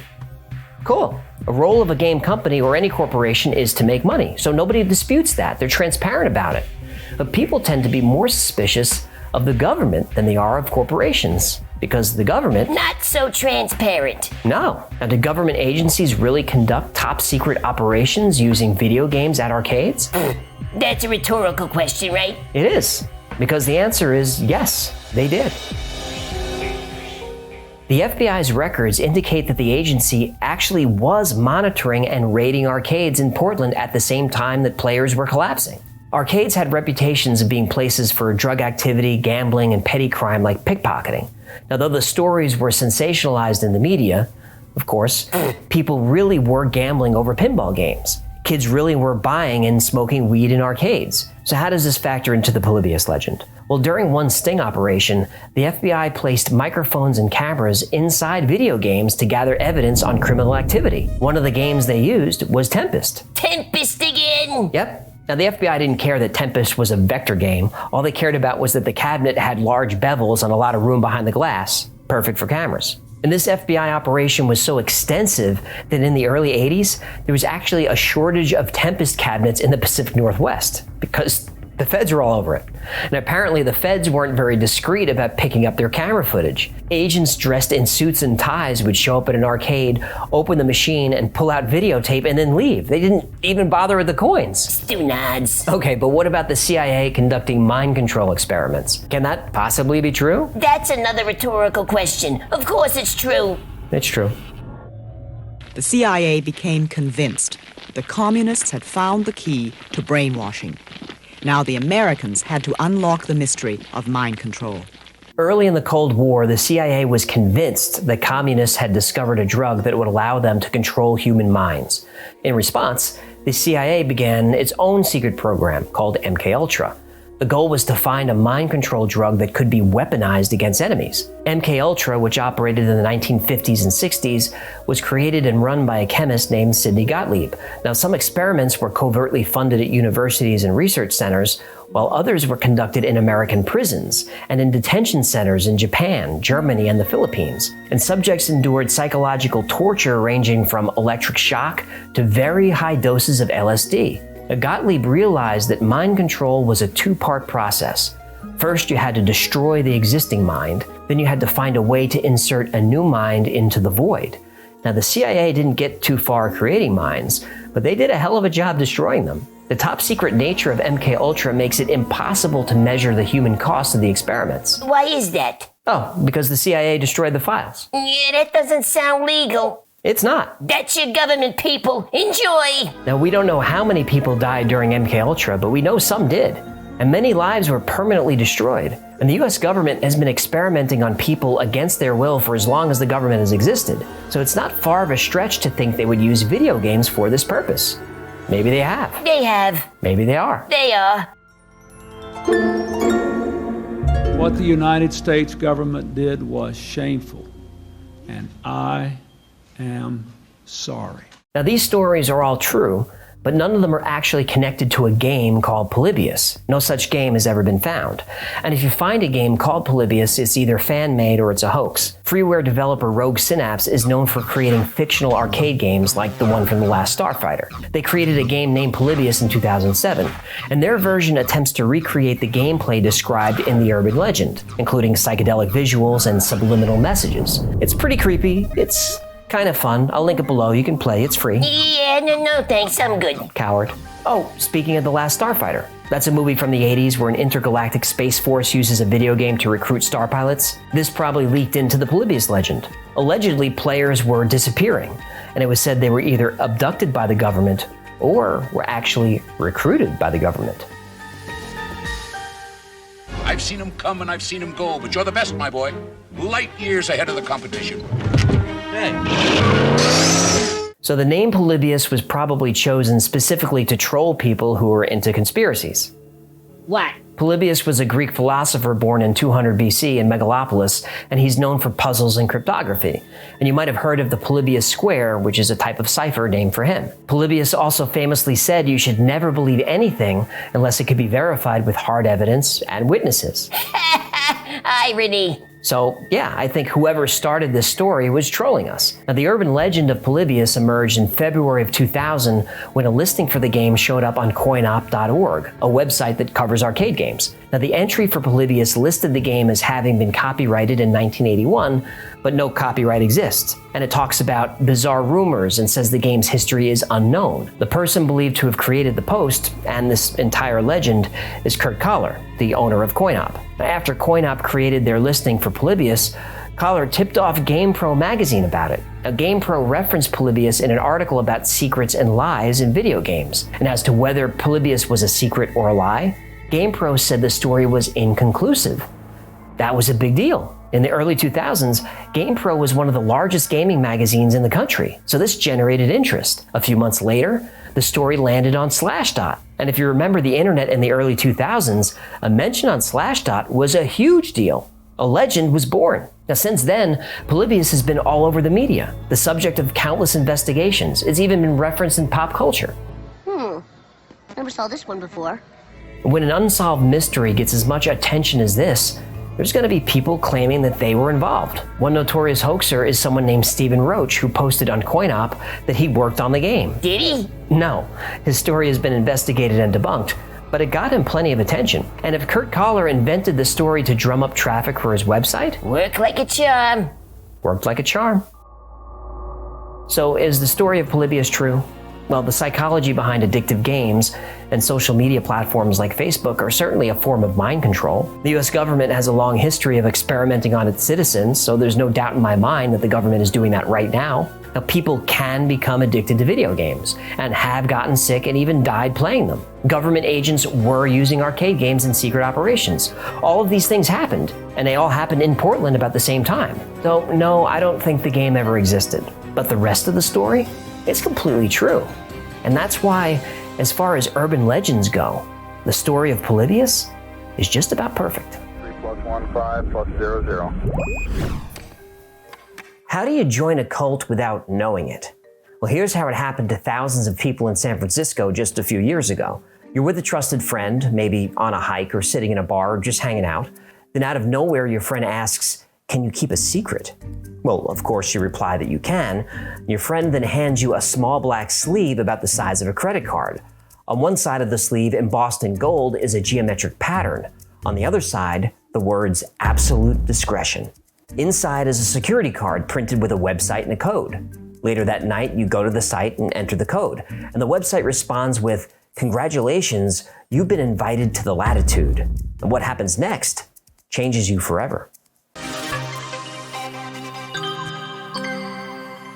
After entering your code, you set up an appointment to visit the San Francisco house. You're ordered to tell no one and come alone. You arrive at a nondescript building and swipe your card through the electronic lock. The door opens. You're now in a narrow hallway painted matte black. From invisible speakers, an ominous pulsing sound is heard. On the walls are two red lights which fade in and out in time with the sound. High above you in the room, like every room in the Latitude, is a camera. You are being watched. At the end of the hall is an ornate Victorian mantle of some kind, but where you'd expect to find a fireplace is the entrance to a wooden slide. And the slide curves down into the darkness, so there's no way to tell where it leads. There's no sign or instructions or nothing? Nope. How do you know this doesn't lead to something awful like sharks or snakes or a K-pop concert? You don't. To go any further inside the Latitude, you must literally go down a rabbit hole with no idea what awaits you at the bottom. After a quick and gentle trip down the slide, you're deposited into a basement room called the Flux Chamber. On one side of the room is a series of doors. On the other is a bright neon sign that says, "Shh." And under that sign, behind glass, is a ticket taker. But the glass is so heavily frosted that you can't really see the person's face. You simply hear their voice. You're given a claim ticket and asked to turn over all your personal belongings, your wallet, purse, phone, keys, everything in your pockets. You're told this is for your own safety. I don't like where this is going. Once you've complied with this request, you hear a door unlock. You enter and close the door behind you. It's dark. So dark that you have no idea if you're in a huge room or a closet. You can't see your hands in front of your face. And it's so quiet that it almost feels like the air is being sucked out of the room. And after a second or two, you hear a muffled click as the door locks you in. You now have no choice but to go forward into the black, without your wallet, without your phone, without your eyes. In the black, you feel your way around everything. Floor to ceiling is covered in thick carpet. And as you move forward, the passageway gets smaller and smaller, closing in around you. You can no longer stand. You have to literally crawl forward. If you're claustrophobic or afraid of the dark, panic is going to set in pretty quickly. Now, moving slowly on your hands and knees, you hear music playing. You keep moving and see a hint of light. You reach the end of the passage and you draw back a heavy black curtain. You're now in a small six-sided room lined with books, all of which say the Latitude, and all the pages are blank. A voice from somewhere tells you to place a book on a podium and open it. The lights go out, and suddenly the blank pages of the book you chose begin to show you a story. This is called The Fable. And the fable talks about an ancient society that walled itself off from the rest of the world. But 12 brave citizens dug a tunnel under the wall in order to bring their philosophy to other cultures. Now, after the fable is told, you see the words "absolute discretion," the lights come back on, and you're instructed by name to move on. So you enter another small door and continue crawling through the dark. Again, you crawl? Yeah? Who started this cult? A knee doctor? I don't see how. And you crawl to another secret room, which has a stack of business cards that say, "Do you have knee and joint pain? Call Jeffrey Rosen, MD, Latitude Orthopedics." Huh? You like that, huh? The next room you find looks like an old office. There's a couch, coffee table, and a vintage phone. The phone has one button that blinks for your attention. You pick up the receiver. You've been selected out of many and were chosen for a reason. One of our members has great faith in you. In bright axiom, my friend. You exit the room, gather your belongings, walk back out to the street. Now, on the ground, embedded into the sidewalk itself, is the mysterious hex logo of the Latitude. Now, people walk by going about their day completely unaware of the absolute bizarre experiences going on inside. You yourself aren't quite sure what just happened. Then, your cell phone rings. The voice on the other end of the phone tells you you've been chosen for a special mission. Over the next few hours, a series of calls and texts directs you around the city on sort of an urban scavenger hunt. Now, at one point, you're told to go to a local bar, give the bartender your card, and say nothing. The bartender then slides you a heavy brass coin, and on the coin it says, absolute discretion. A few minutes later, you get a text sending you to another address, and when you arrive, you see the Hex logo stamped in the cement. This is the place. You get another text with a door code. You try it. It works. You see the Hex logo on the stairwell. You walk up the stairs following the clues that have now become familiar. And when you reach your designated floor, it's just a row of offices. But one of the doors has a key card lock, and the door is labeled Den Arcadia. So you try your card. It works. The room is covered in ornate psychedelic murals, and in the middle of the room are 5 vintage arcade games. So you put in your coin and start playing. Now, at first the game plays normally, but after a minute or so, it glitches out and you see a mysterious glowing figure. Who disturbs my coma? This is Quas, the gatekeeper of the Latitude. Now, Quas gives you a secret word. He then instructs you to go home to your glowing box and enter the signal. Back home, you enter the code on the Latitude website. You're then shown a video of Professor Walter Kinley. The latitude for us has a double meaning, as you can see. On the one hand, latitude means geographic breadth, width, a sense of leeway. The professor welcomes you to the Latitude Society as a compeer, and he then gets on a boat and sails away. You then choose a society's secret name called a moniker, and you now have access to all the perks of the Latitude Society. Like, what kind of perks? Well, you can go to their e-commerce store and buy Latitude merchandise like t-shirts, keychains, and other swag. Ah, there it is. You can also attend secret gatherings called praxises. You can participate in other events, which are called jaunts. But most importantly, you can now invite others to join the society. For about $30 each, you can purchase those mysterious Latitude security cards. And as long as you use absolute discretion, you can buy as many cards as you like. This is a pretty complicated way to sell merch. It is. And this is one of the reasons for the downfall of the Latitude, at least this version of it. To learn what went wrong and what happened to the Latitude Society, we have to pull back the curtain. And that leads us to the Latitude's founder and chief visionary. His name is Jeff Hull. You know, like for some people, heaven and hell is reality.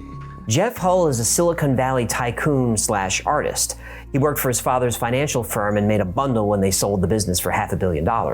Hull went on to create a company called Nonchalance, which specializes in real-world immersive storytelling. Things like escape rooms or murder mysteries is this type of entertainment. And Nonchalance uses the urban landscape as a canvas on which to paint these interactive narratives. Another well-known Nonchalance experience was called the Jejune Institute, and its format was similar to the Latitude, but maybe a little more sinister. Jejune needs its own video, but if you're interested in things like this, I'll link you to a documentary in the description.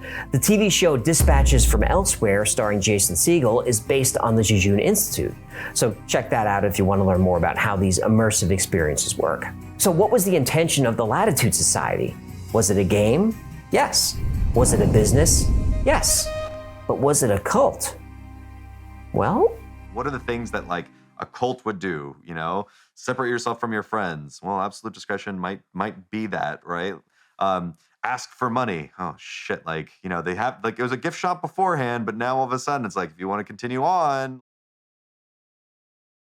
In the early days of the Latitude Society, the intent was to create amazing immersive experiences to attract corporate clients who wanted to commission their own experiences. Whether for entertainment, team building, or marketing, Jeff Hull believed he could use the Latitude as proof of concept to raise funding. And he needed to. The society cost about $3,000 per day to operate, and Hull put about $2 million of his own money in. But after 3 years, the Latitude couldn't sustain itself. So Hull introduced some controversial policies. Initially, members could invite anyone they wanted to for free, but eventually invitation cards cost $25, which was soon raised to $32 per card. Now, members didn't like this. Then Hull announced that there would be a membership fee of about $300 per year. This caused full-scale outrage. Members argued that when they invited someone to join, they were giving them a gift, and asking them to pay for their gift was rude. So everyone just wanted all of this for free? They did. Ingrates. Well, Jeff Hull kind of felt the same way. The Latitude Society had over 3,000 members, but even if all of them paid their membership dues, paid for invitation cards, bought merchandise, you still fall way short of the $100,000 per month the Latitude needed to be self-sustaining. So what did that guy do? The only thing you do with a failing startup. He shut it down. But this was easier said than done. Jeff Hull and the Latitude Society were so good at creating an experience so immersive that members couldn't distinguish it from reality. Now, whether intentional or not, that's how cults are created. I totally underestimated the power that the story can have upon certain people. No matter what kind of life you lead, most of it falls into the mundane, day in, day out, and you're going through the motions. So when someone invites you to join a mysterious secret society, it's only natural to be intrigued. And this secrecy is attractive. People love to belong, and if it's something exclusive, that creates scarcity. It makes you feel special. Now, I remember when the only way to join Gmail was if someone invited you. And when Facebook launched, you could only join if you were a student currently enrolled in college. You know, we preach over and over about how labeling people is bad, but if we're honest, we all have labels that we've given to ourselves that we're proud of. Maybe it's our country, our political party, our religion, or our favorite sports team. We want to be in a tribe. Now, during a Latitude gathering or praxis, there's going to be crazy rituals like chanting, dancing, costumes, all kinds of things that would look silly to outsiders. But Latitude members fully committed to their roles. These experiences were special to them. They were important to the tribe. And the invitation system is genius. People want to be Promethean, meaning they want to be the holders of knowledge who teach that knowledge to others. So think about an obscure band or TV show that you discovered before anyone else. It made you feel cool to be early, to be first. The person who initiates you into the Latitude Society is called your ascendant, and you are their descendant. Tribes have hierarchies, and people like rising in the ranks. The more people you bring into the society, the more descendants you have. The higher you rise in the tribe. Genius. There's a specific model of identifying cults developed by Stephen Hassan, and it's called the BITE model of control, BITE. That's behavior, information, thought, and emotion. So let's see how the Latitude shapes up.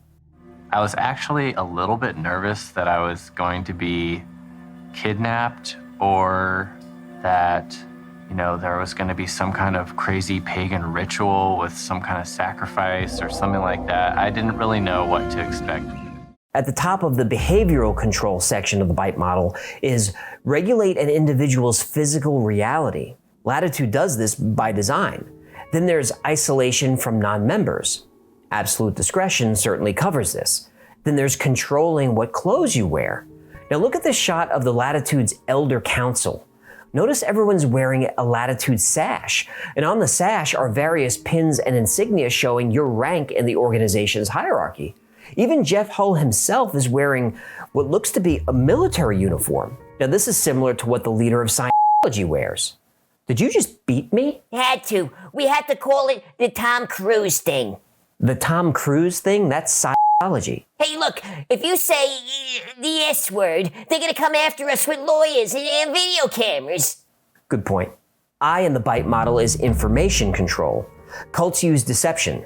Latitude does this. Information is not freely available to outsiders. Spying is used. Cult-generated propaganda is created. Also, information is shared unproportionally. One ex-Latitude member complained that she had to give the society all kinds of personal information about herself, but when she asked how that information was going to be used and who had access to it, she was told she didn't need to know. Now, Latitude checks all of these boxes. T is thought control. Members are encouraged to take on a new identity. So, what's your moniker? Shalico. Welcome, Shalico. Techniques are used to alter mental states. Members are required to take the cult's doctrine as truth. Meditating, chanting, praying, and rituals are used to instill a new map of reality. Checks all the boxes. All the boxes. E is emotional control. This includes making you feel like the cult can help you reach your full potential. Another thing cults do to manipulate emotion is shunning those that leave. In an excellent article in Vice, one former member talks about how after she left the society, her roommates stopped telling her where they were going, and they treated her as suspicious. The Latitude Society checks a lot of these boxes. Even active members posted anonymously on Reddit asking others, is this a cult? They were worried that they, like most cult members, joined by accident. That's pretty scary. Did the founder of the Latitude Society, Jeff Hall, set out to form a cult? Well, I don't think he did, but whether intentional or not, he seems to have an intuition for how to manipulate people. Now, fortunately, I don't think he tried to do any harm, nor did he try to enrich himself. He could have taken advantage of his members, but he didn't. So this leads to a deeper and potentially dangerous question. A religion is defined as a group of people adhering to a specific set of beliefs. A cult is defined as a group of people adhering to a specific set of beliefs. Yeah, that's the same definition. It is. But religion is widely accepted, cults not so much. Nobody can argue that religions have or had cruel practices, and many people who leave cults felt that while they were in them, their lives were better. So what's the difference between a cult and a religion? I don't have the answer. Do you?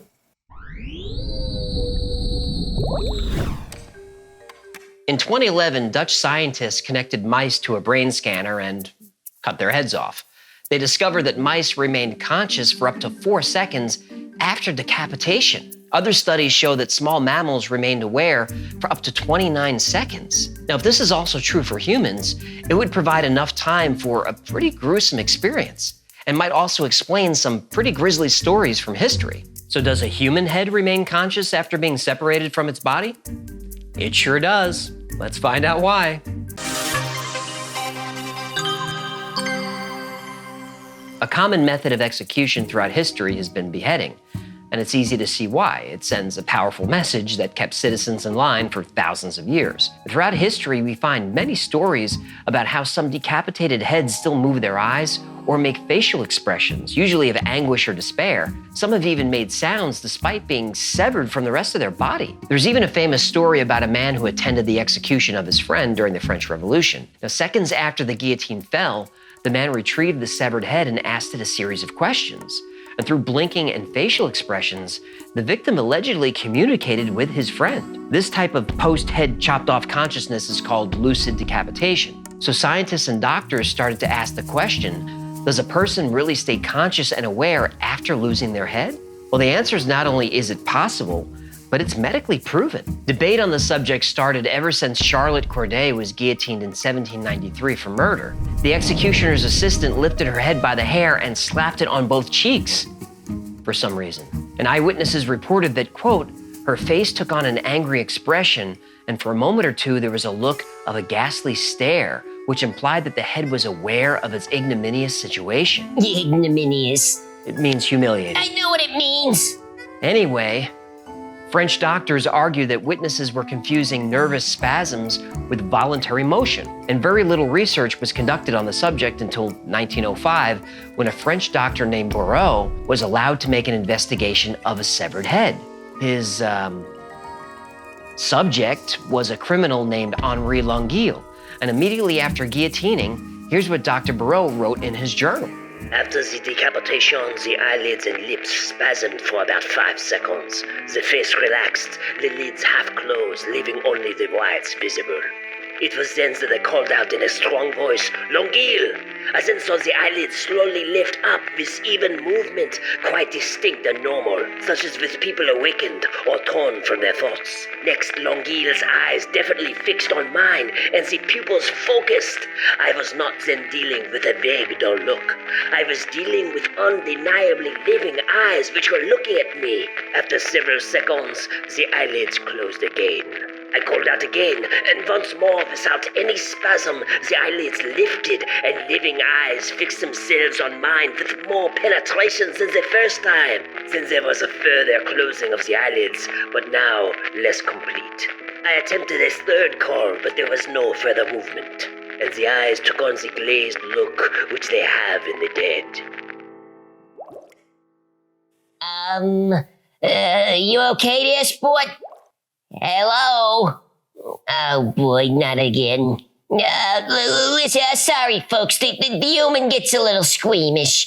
We'll be back after these messages. By the mid-20th century, the government of France wasn't so sure beheading was as painless as its supporters claimed. In the 1950s, a study by doctors Pierre Delivre and Fournier concluded that death by guillotine is not instantaneous. The report said every vital element survives decapitation.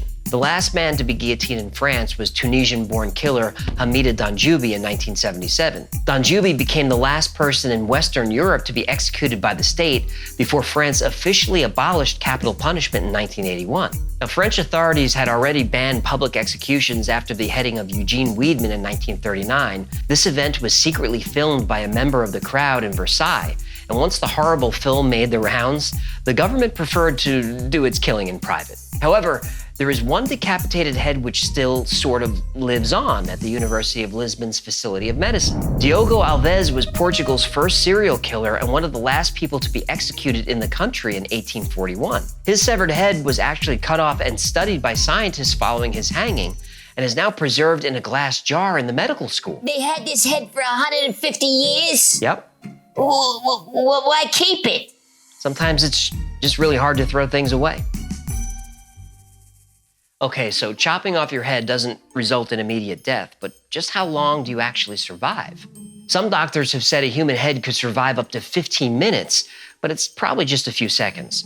When the brain runs out of oxygen, this is called anoxia, and all motor functions stop. Though the headless body lives on for about another minute until the heart stops pumping. But if we look at some other animals, some of them can survive for longer than you think. Cockroaches can live for weeks without their head, and if the wound is able to seal itself off, well, it just keeps on going, headlessly.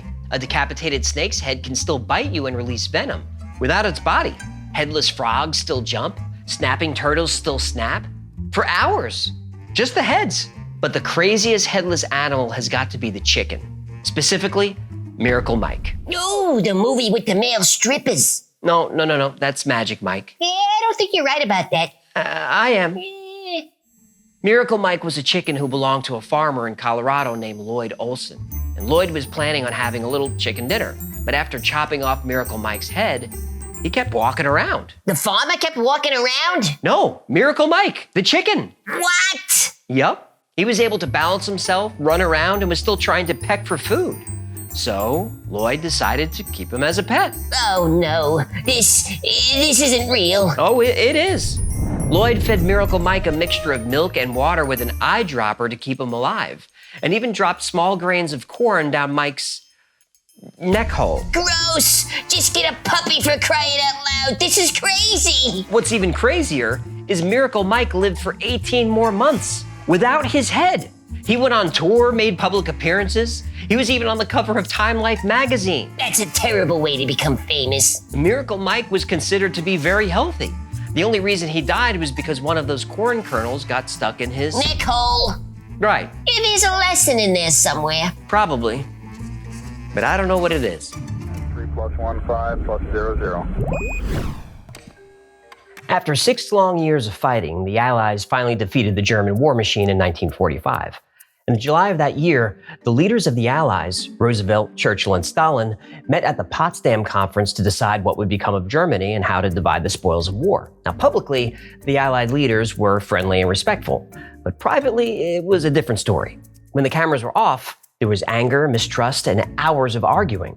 Stalin felt that Churchill was weak and deceitful, and Roosevelt threw a fit when he heard Stalin's demands for war reparations. Even though the Soviet Union and the United States were allies, they weren't friends. The Potsdam Conference marked the end of the last war, but it was the beginning of a new one.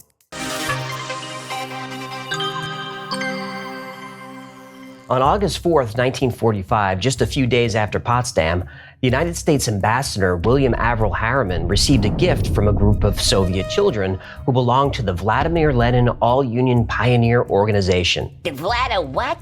They were like Russian Boy Scouts and Girl Scouts, but more patriotic. Я Михеева Ира, я Гераськин Вадим, я Горская Наталья, вступаю в ряды Всесоюзной пионерской организации имени Владимира Ильича Ленина. Юные пионеры, к борьбе за дело Коммунистической партии Советского Союза будьте готовы. Whoa. Yeah. Something tells me these kids don't sell cookies. Nope. Intense. The kids presented the ambassador with an impressive gift to commemorate the friendship of the U.S. and the Soviet Union, a hand-carved wooden replica of the Great Seal of the United States. The ambassador was so pleased with the carving that he hung it in his office at the official ambassador residence in Moscow, the Spaso House. What Harriman didn't realize is that the wooden carving was more than just a decoration. Now hanging on the wall, just behind the ambassador's desk, was a state-of-the-art, high-frequency listening device that was completely undetectable. Ambassador Harriman held private meetings with military, diplomatic, and intelligence officials there. He had top-secret conversations with generals, the Secretary of State, and the President. And the Russians? They could hear every word. Oh boy. How long before they found this bug? 7 years. Oh, for crying out loud. Yep. The intelligence community called the device the Thing.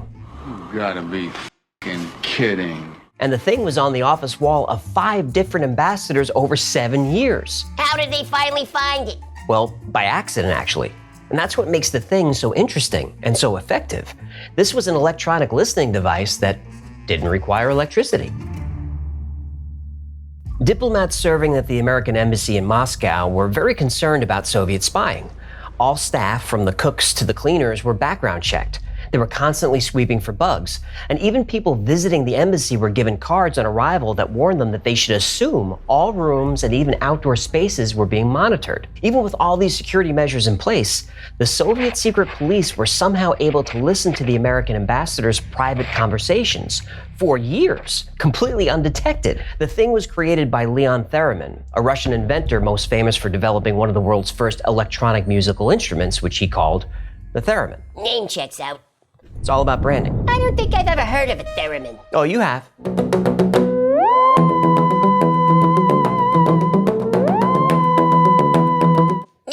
Okay, I know that one. Bring back David Tennant! Sorry, I get emotional about Doctor Who. I understand. In the 1920s, Theremin was touring the world showing off his invention. He even performed with the New York Philharmonic and at Carnegie Hall. Now, eventually, he set up a lab in New York and developed one of the first metal detectors for Alcatraz prison. He also created an electronic burglar alarm and was the first person to demonstrate interlaced video. Now, this was advanced stuff for the 1920s. Theremin was churning out inventions, working with Thomas Edison, and really making a name for himself. But in 1938, he suddenly disappeared. When Leon Theremin suddenly and mysteriously disappeared from New York in 1938, it was reported that he was executed. But eyewitnesses said that they saw him talking to several tough-talking Russians who, encouraged him to return to the Soviet Union. Did he go back? Well, the other option was a firing squad. He went back. He did. In Russia, Theremin was put in a Siberian gulag and given a choice. He could work a gold mine, breaking big rocks into smaller ones, or he could work at a Sharashka, which is a secret lab for detained scientists and engineers. He chose the lab? He did. At the secret lab, Theremin was tasked with developing new surveillance technology to bug the U.S. Embassy and the Spaso House. His first success was an infrared microphone called a boron eavesdropping device, which inspired the modern laser microphone. And it worked by emitting a low-power IR beam to detect vibrations on glass windows. Now, the boron system worked well, but it required good line of sight, which the Russians didn't have at the Spaso House in Moscow. They needed to get something inside. So, Theremin invented the Thing, the first resonant cavity microphone. The Thing was light, hollow, and it was made of wood so it would vibrate when sound passed into it. Now, this is a lot like how a guitar body generates sound when strings vibrate. But the Thing was shaped so that sound wouldn't amplify outwards like a guitar, but instead sound waves were focused on an interior membrane that acted as a microphone. And the microphone was attached to a small antenna which could broadcast radio waves. But radios need power to broadcast. And that's why the Thing is so unique. It didn't have its own power source and wasn't connected with wires. Instead, it was activated externally. The NSA calls this technique illuminating a device.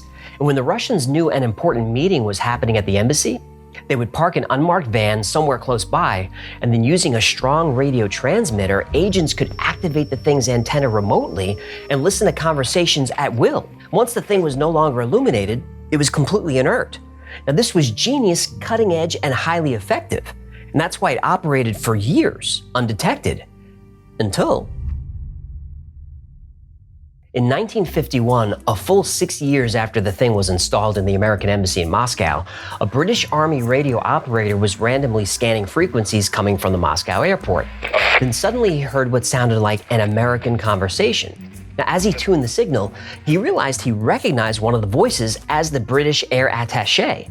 Now, completely by accident, he had tuned into the KGB frequency. Now, he alerted the embassy, who conducted a full bug sweep, but they found nothing. Then about a year later, another operative was scanning Soviet military radio traffic when he picked up a conversation in English that seemed to be coming from the Spaso house. The new ambassador, George Kennan, called in a special anti-espionage unit to perform a sweep, but this time they focused on radio traffic.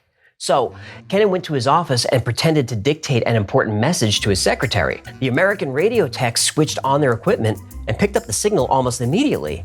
And it was coming from something very close by. It's coming from inside the house. Exactly. A few minutes later, they triangulated the signal and found the source hanging right there on the wall. It was the thing. So you remember my name now, do you? During those 7 years, the thing gathered top secret information from some very high-level guests, including General Eisenhower, White House staff, and a dozen congressmen. A member of the Soviet team that monitored the Spaso house later said, "The thing allowed the KGB to get specific and very important information which gave us certain advantages in the prediction and performances of world politics in the difficult period of the Cold War." Now, that night, a radio technician slept with the thing under his pillow just in case the KGB tried to retrieve it. The next day, it was sent to Washington to be studied. And what did the Russians say about this? Oh, nothing. The Americans and the British didn't say a word for years. No? What did they do with it? They reverse engineered it to use on the Soviets. Yeah, I saw that coming. Whatever information the thing provided to the Russians, it eventually came back to bite them. In May 1960, an American U-2 spy plane was shot down over Soviet airspace. And a few weeks later, at a UN National Security Council meeting, the Soviets accused the United States of spying and drafted a resolution that would have the UN officially condemn the US, call the violation of Soviet airspace an aggressive act, and force American flights to stop. So for 3 days, the Soviets presented arguments attacking the US. The United States was accused of warmongering, being an untrustworthy nation, and threatening world peace. The Soviets argued that countries who spied on each other should be condemned, and espionage and surveillance are considered acts of aggression. Right. The Americans quietly took the punishment. Then on day 4, when it was finally time for the US to present its rebuttal, it simply brought out the thing. Ambassador Large counters repeated denials of Soviet spy activities with a concrete and dramatic example. He tells how the Soviet planted a listening device in America's Moscow embassy, concealed inside a wooden carving of the Great Seal, presented as a gift by the Russians. The thing was top secret for almost 10 years, but now the entire world was shown. Spying goes both ways. Go ahead, open it up. And here is the clandestine listening device. You can see the antenna in the aerial, and it was right under the beak. The UN voted against the Soviet resolution 7-2. And now, thanks to a wooden carving delivered by children as a gift of peace and friendship, the Cold War was in full swing, and nuclear war seemed more likely than ever.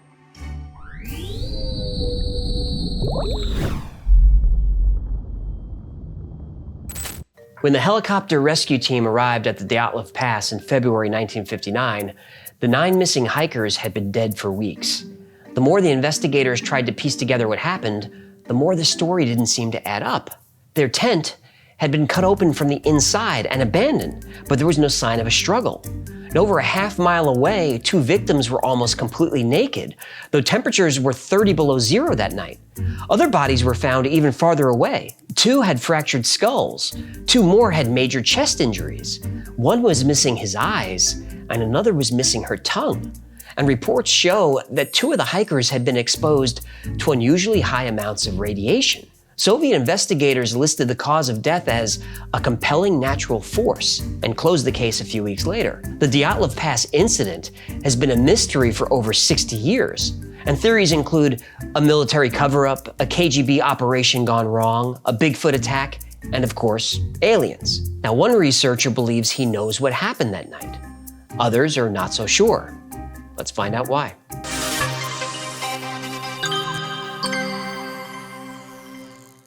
In the winter of 1959, 9 Russian adventurers were on a 200-mile cross-country hiking expedition making their way through the Siberian wilderness. This was difficult terrain, but the 7 men and 2 women were young, fit, and highly experienced skiers and mountain climbers. They were led by 23-year-old Igor Dyatlov, a promising student studying engineering at the Ural Polytechnic Institute. A few others in the group were classmates of his at UPI. Now, before he left, Dyatlov told his friends back home that he would send them a telegram as soon as the team returned. Well, that letter was never sent, and none of the group was ever seen alive again. The hikers documented everything. They kept journals and they took tons of pictures. They took selfies? Tons of them. Now, sure, there was lots of snow and frigid temperatures, but everyone was in good spirits, and things seemed to be going predictably until February 1st. That day, the group was making its way through Dyatlov Pass, though back then it didn't have a name, and as they tried to push through, they were hit with high winds and snow. The decreasing visibility pushed the group off course, and they accidentally ended up on the side of a mountain called Kolatsiakl by the region's indigenous people. Kulats? Kolatsiakl. Right. We got a translation? Dead Mountain. Oh boy. This is a photo of the group, in deep snow with almost zero visibility, digging out a platform for their tent. This is the last photo of them alive. The final entry in the group's diary reads, "It is difficult to imagine such a comfort on the ridge, with shrill howling wind, hundreds of kilometers away from human settlements." And then, nothing. During their journey, members of the group sent postcards and letters to family and friends, informing them of their progress. But weeks had gone by without a single word, so people began to worry. On February 26th, almost a month later, a search party was finally able to locate the campsite. And when they did, it was obvious something had gone terribly wrong. The tent, where the entire group slept, was discovered under a thin layer of snow. It had been cut open from the inside, but there was no sign of a struggle. Food, clothes, gear were still neatly stacked inside the tent. A meal had been set up, but the food was untouched. And there were no bodies. The next day, 9 sets of footprints were found leading down the mountain into the woods. The tracks were evenly spaced and they weren't deep. And this told investigators that the group was moving calmly and orderly. They weren't scrambling, they weren't running, and they weren't fighting. But the tracks were odd. They weren't made with boots. The tracks were made by people wearing socks or barefoot in sub-zero temperatures. Searchers then came across a cedar tree where they found the remains of a campfire. And near the fire, buried in the snow, were the first 2 victims of Dyatlov Pass, Doroshenko and Krivonishenko. They were almost naked, wearing only underwear, though temperatures were 30 degrees below zero that night. Krivonishenko had blackened fingers and 3rd-degree burns on his shins and feet, and for some reason, in his mouth was a chunk of flesh that he had bitten off his right hand. The tree limbs above the fire were broken over 5 meters above the ground, and pieces of flesh were found in the tree bark, and scraps of clothing were found in the branches. Now, why would they climb a tree? Was visibility so poor that they were looking for a way back to the tent? Were they gathering wood for the fire? Or were they trying to get away from something? Rescuers expanded the search area, and about 200 feet away, they found 3 more bodies, including Igor Dyatlov. They were positioned as if they were running away from the tree, trying to get back to the tent. Investigators said all of them had died of hypothermia, as they had no damage except for superficial injuries and what would be caused by exposure to cold. But this doesn't explain why Doroshenko, who was found under the tree, had skin that was brownish purple, or why he had gray foam and gray liquid coming out of his mouth. It didn't explain the burns, the flayed limbs, or why someone would bite off a chunk of their own hand. The second set of bodies was also confusing. One of them had multiple skull fractures consistent with falling and tumbling over and over again, but there were no bloody rocks or stumps or any evidence anywhere that a fall had occurred. The only explanation at this point that despite being highly experienced at outdoor winter survival, they had suddenly fled into the dark and the cold without adequate preparation, and were frantically trying to make do before succumbing to the elements. That's only 5. What? Well, that's only 5 out of 9 hikers. Did they find the other 4? Well, they did, but not until months later. And when those bodies were discovered, the story gets even stranger. 4 bodies were still missing for months, but in May, when the snow began to melt, a local hunter found a makeshift snow den in the woods about 250 feet from the cedar tree. A deep hole was cut in the snow, and the floor was made of branches. Pieces of clothing were found scattered around the den. Black sweatpants with the right leg cut off, the left half of a woman's sweater. Another search team arrived and they uncovered the 4 remaining victims, lying together in at least 10 feet of snow. Autopsy reports say that these people died not of exposure, but of massive injuries. And at this point, criminal investigators were brought in to determine if there was foul play. 3 of the bodies had severe injuries: crushed body cavities, broken ribs, and internal hemorrhaging. One had a skull fracture so severe that foul play was eliminated because no human could generate the kind of force to create this level of damage. Instead, the injuries were consistent with being in a car crash or near the explosion of a bomb. But no soft tissue damage was found and no external injuries. A careful inventory of clothing recovered showed that some of the victims were wearing clothes taken or cut off the bodies of the others that died before them. Avalanche? Well, that's what they originally thought, but an avalanche would have flattened the whole campsite. But if you look at the photos of the tent the searchers found, you can see that the skis and ski poles are still upright. There was no damage to the tree line, and there was no debris. And people who die of avalanches usually asphyxiate, but post-mortem analysis shows no sign of this. They either died from injuries or died of cold, but either way, when they died, they were still breathing. The locals say that Dyatlov Pass doesn't get avalanches.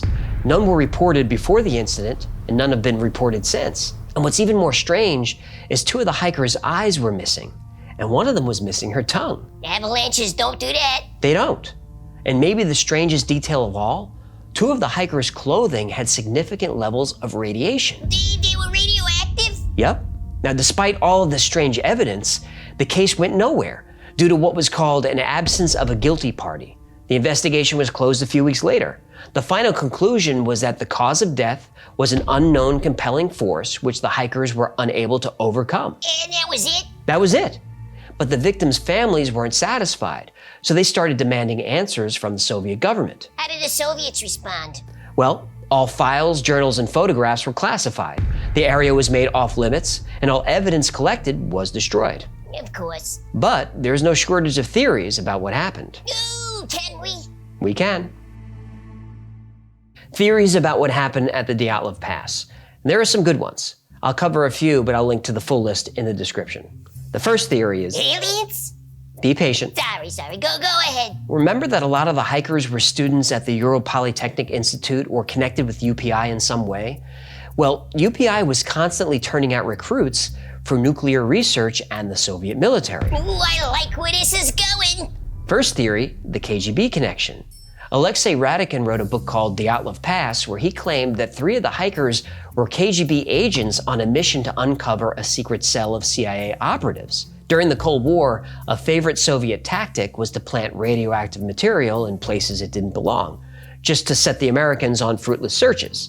Now, Radikin says that 2 or 3 of the hikers were hired by the KGB to deliver radioactive tainted clothing to CIA agents. And the oldest member of the group, at age 37, Semyon Zolotaryov, joined the group at the last minute. Sus. He was a combat veteran with years of military service who eventually went to work for the NKVD, or the Soviet secret police.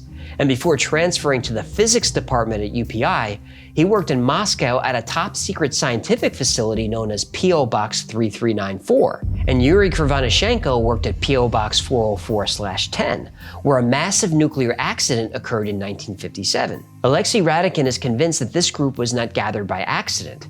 The histories of at least 3 of the hikers show a lot of KGB connection. The true objective of their mission, unknown to the other members, was to deliver radioactive samples to a group of agents of the CIA and take pictures of the spies. At the beginning of the journey, All the hikers had cameras and journals. We saw them. But when Kolevatov's body was discovered, his journal and camera were missing, and he was one of the suspected spies. Now, theory number 2. Like, who's this guy?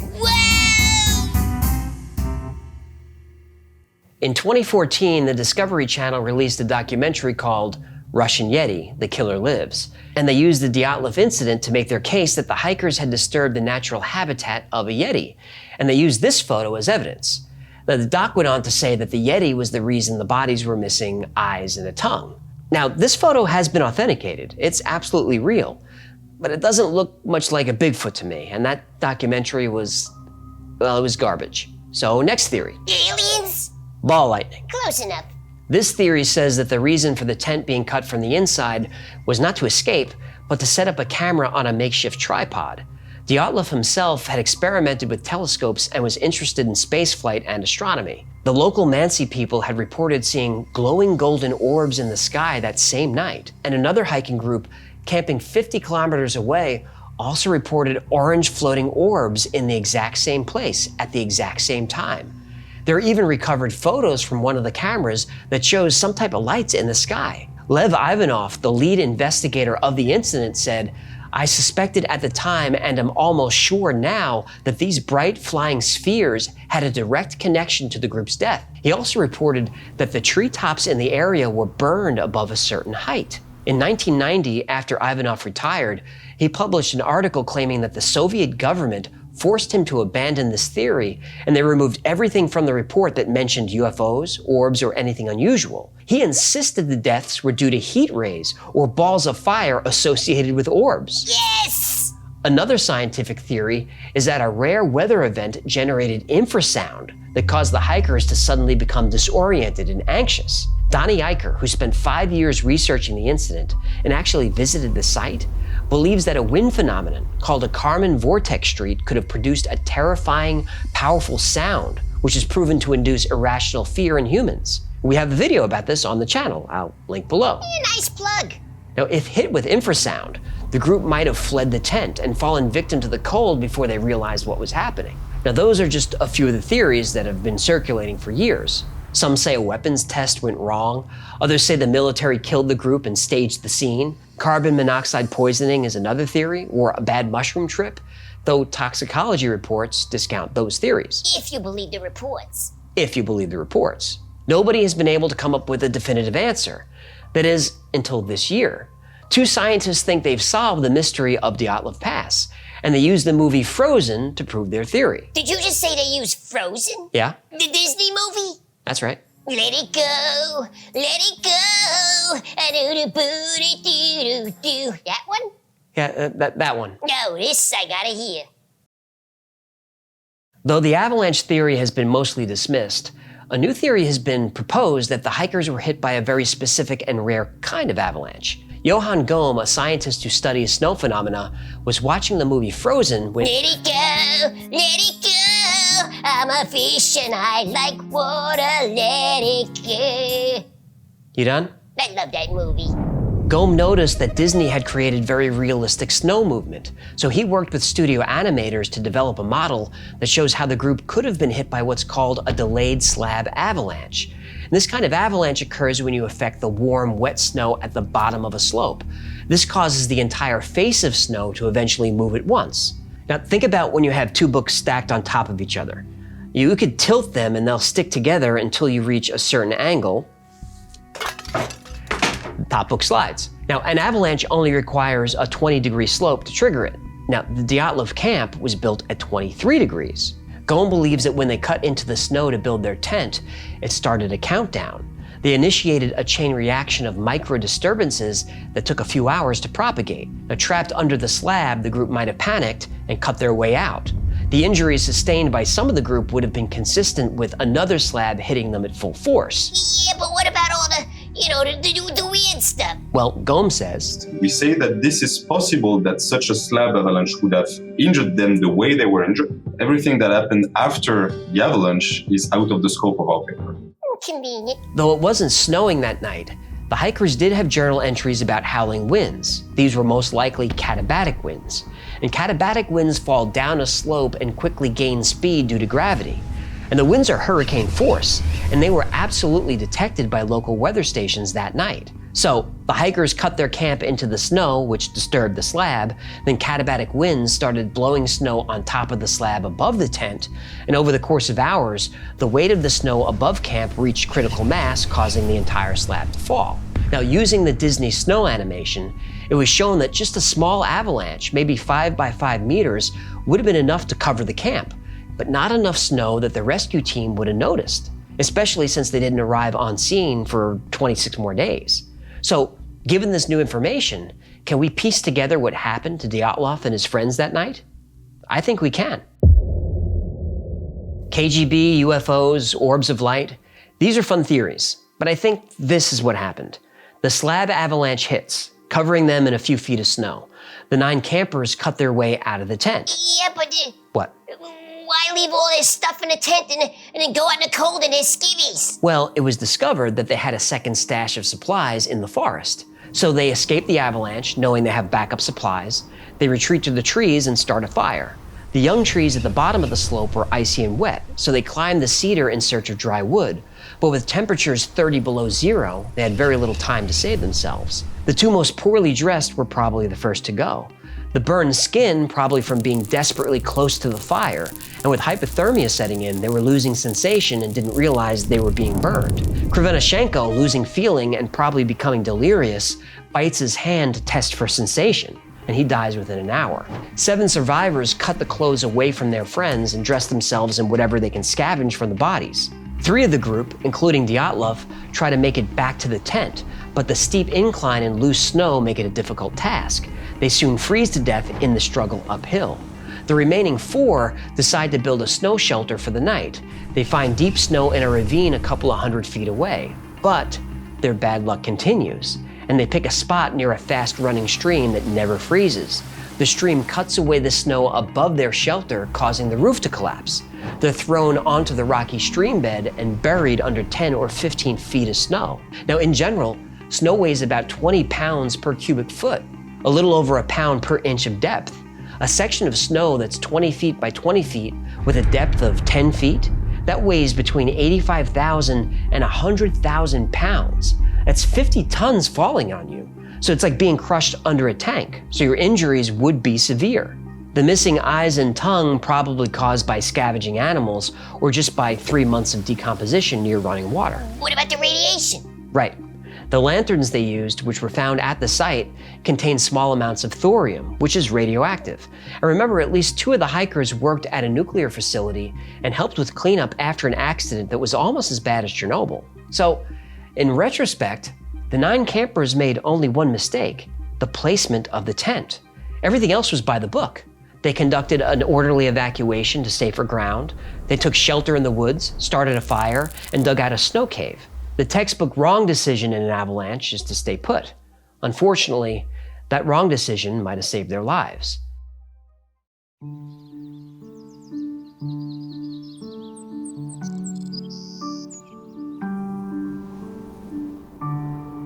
Now, today, Dyatlov Pass is a popular tourist destination.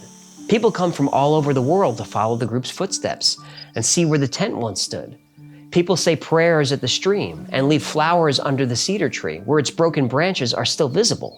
And just before the team embarked on their adventure, Krivenashenko wrote a poem addressing the entire group. Here's wishing you camps pitched on mounts afar, routes to hike over ranges untamed, packs that as ever rest lightly on your backs, and weather that smiles upon your quest, and let your footprints trace winding tracks across the map of Russia. It's been over 60 years since Dyatlov and 8 of his courageous friends died on Dead Mountain, but I'm sure they'd be proud to know that not only did they leave their footprints on the map of Russia, but on the map of the entire world.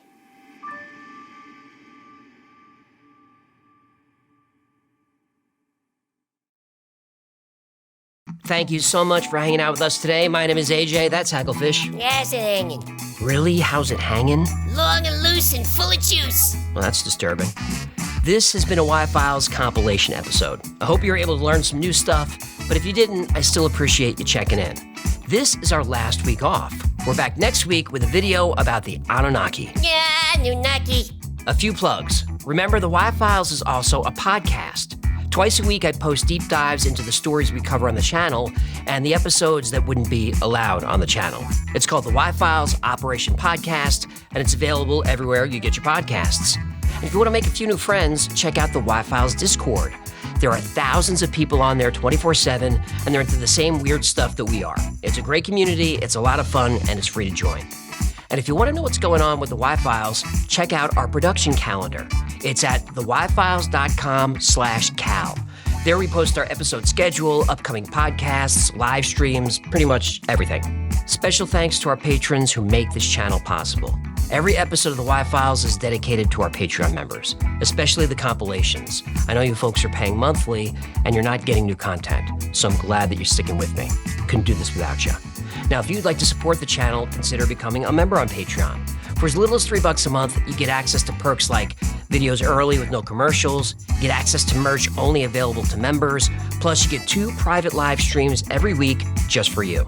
Another great way to support the channel is grab something from the Y-File store. Grab yourself a Heckelfish t-shirt, or a fistable coffee mug that you can fill with a delicious beverage, or a hoodie with my face on it, or a shirt with my face on it, or a mouse pad with my face on it, or a mug with my face on it, or my face with my face on it, or one of these squeezy Heckelfish tuck and fish toy dolls. Those are the plugs. We're back next week with a brand new episode about the Anunnaki. Until next time, be safe, be kind, and know that you are appreciated. Next week.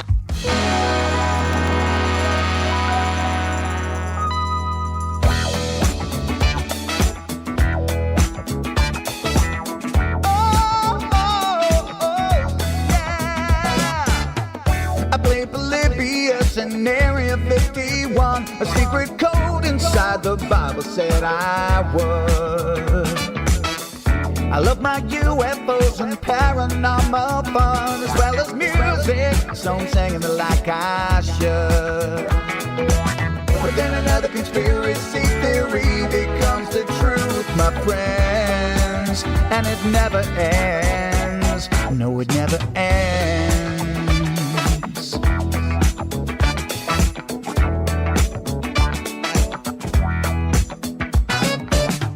I fear the crap cat and I got stuck inside Mel's hole with MK Ultra of being only too aware. Did Stanley Kubrick fake the moon landing alone on a film set, or were the shadow people there? The Roswell aliens just fought the smiling man, I'm told, and his name was Cold. And I can't believe I'm dancing with the Heckelfish on Thursday nights with AJ2, and the Wi-Fi's helping me all through the night. All I ever wanted was to just hear the truth, so the Wi-Fi's on repeat all through the night.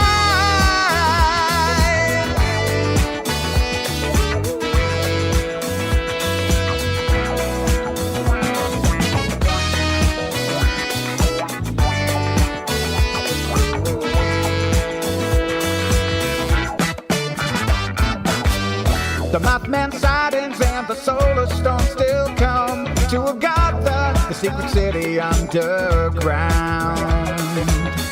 Mysterious number stations, planet Serpo 2, Project Stargate, and what the Dark Watchers found. We're in a simulation, don't you worry though. The Black Knight satellite, it told me so. I can't believe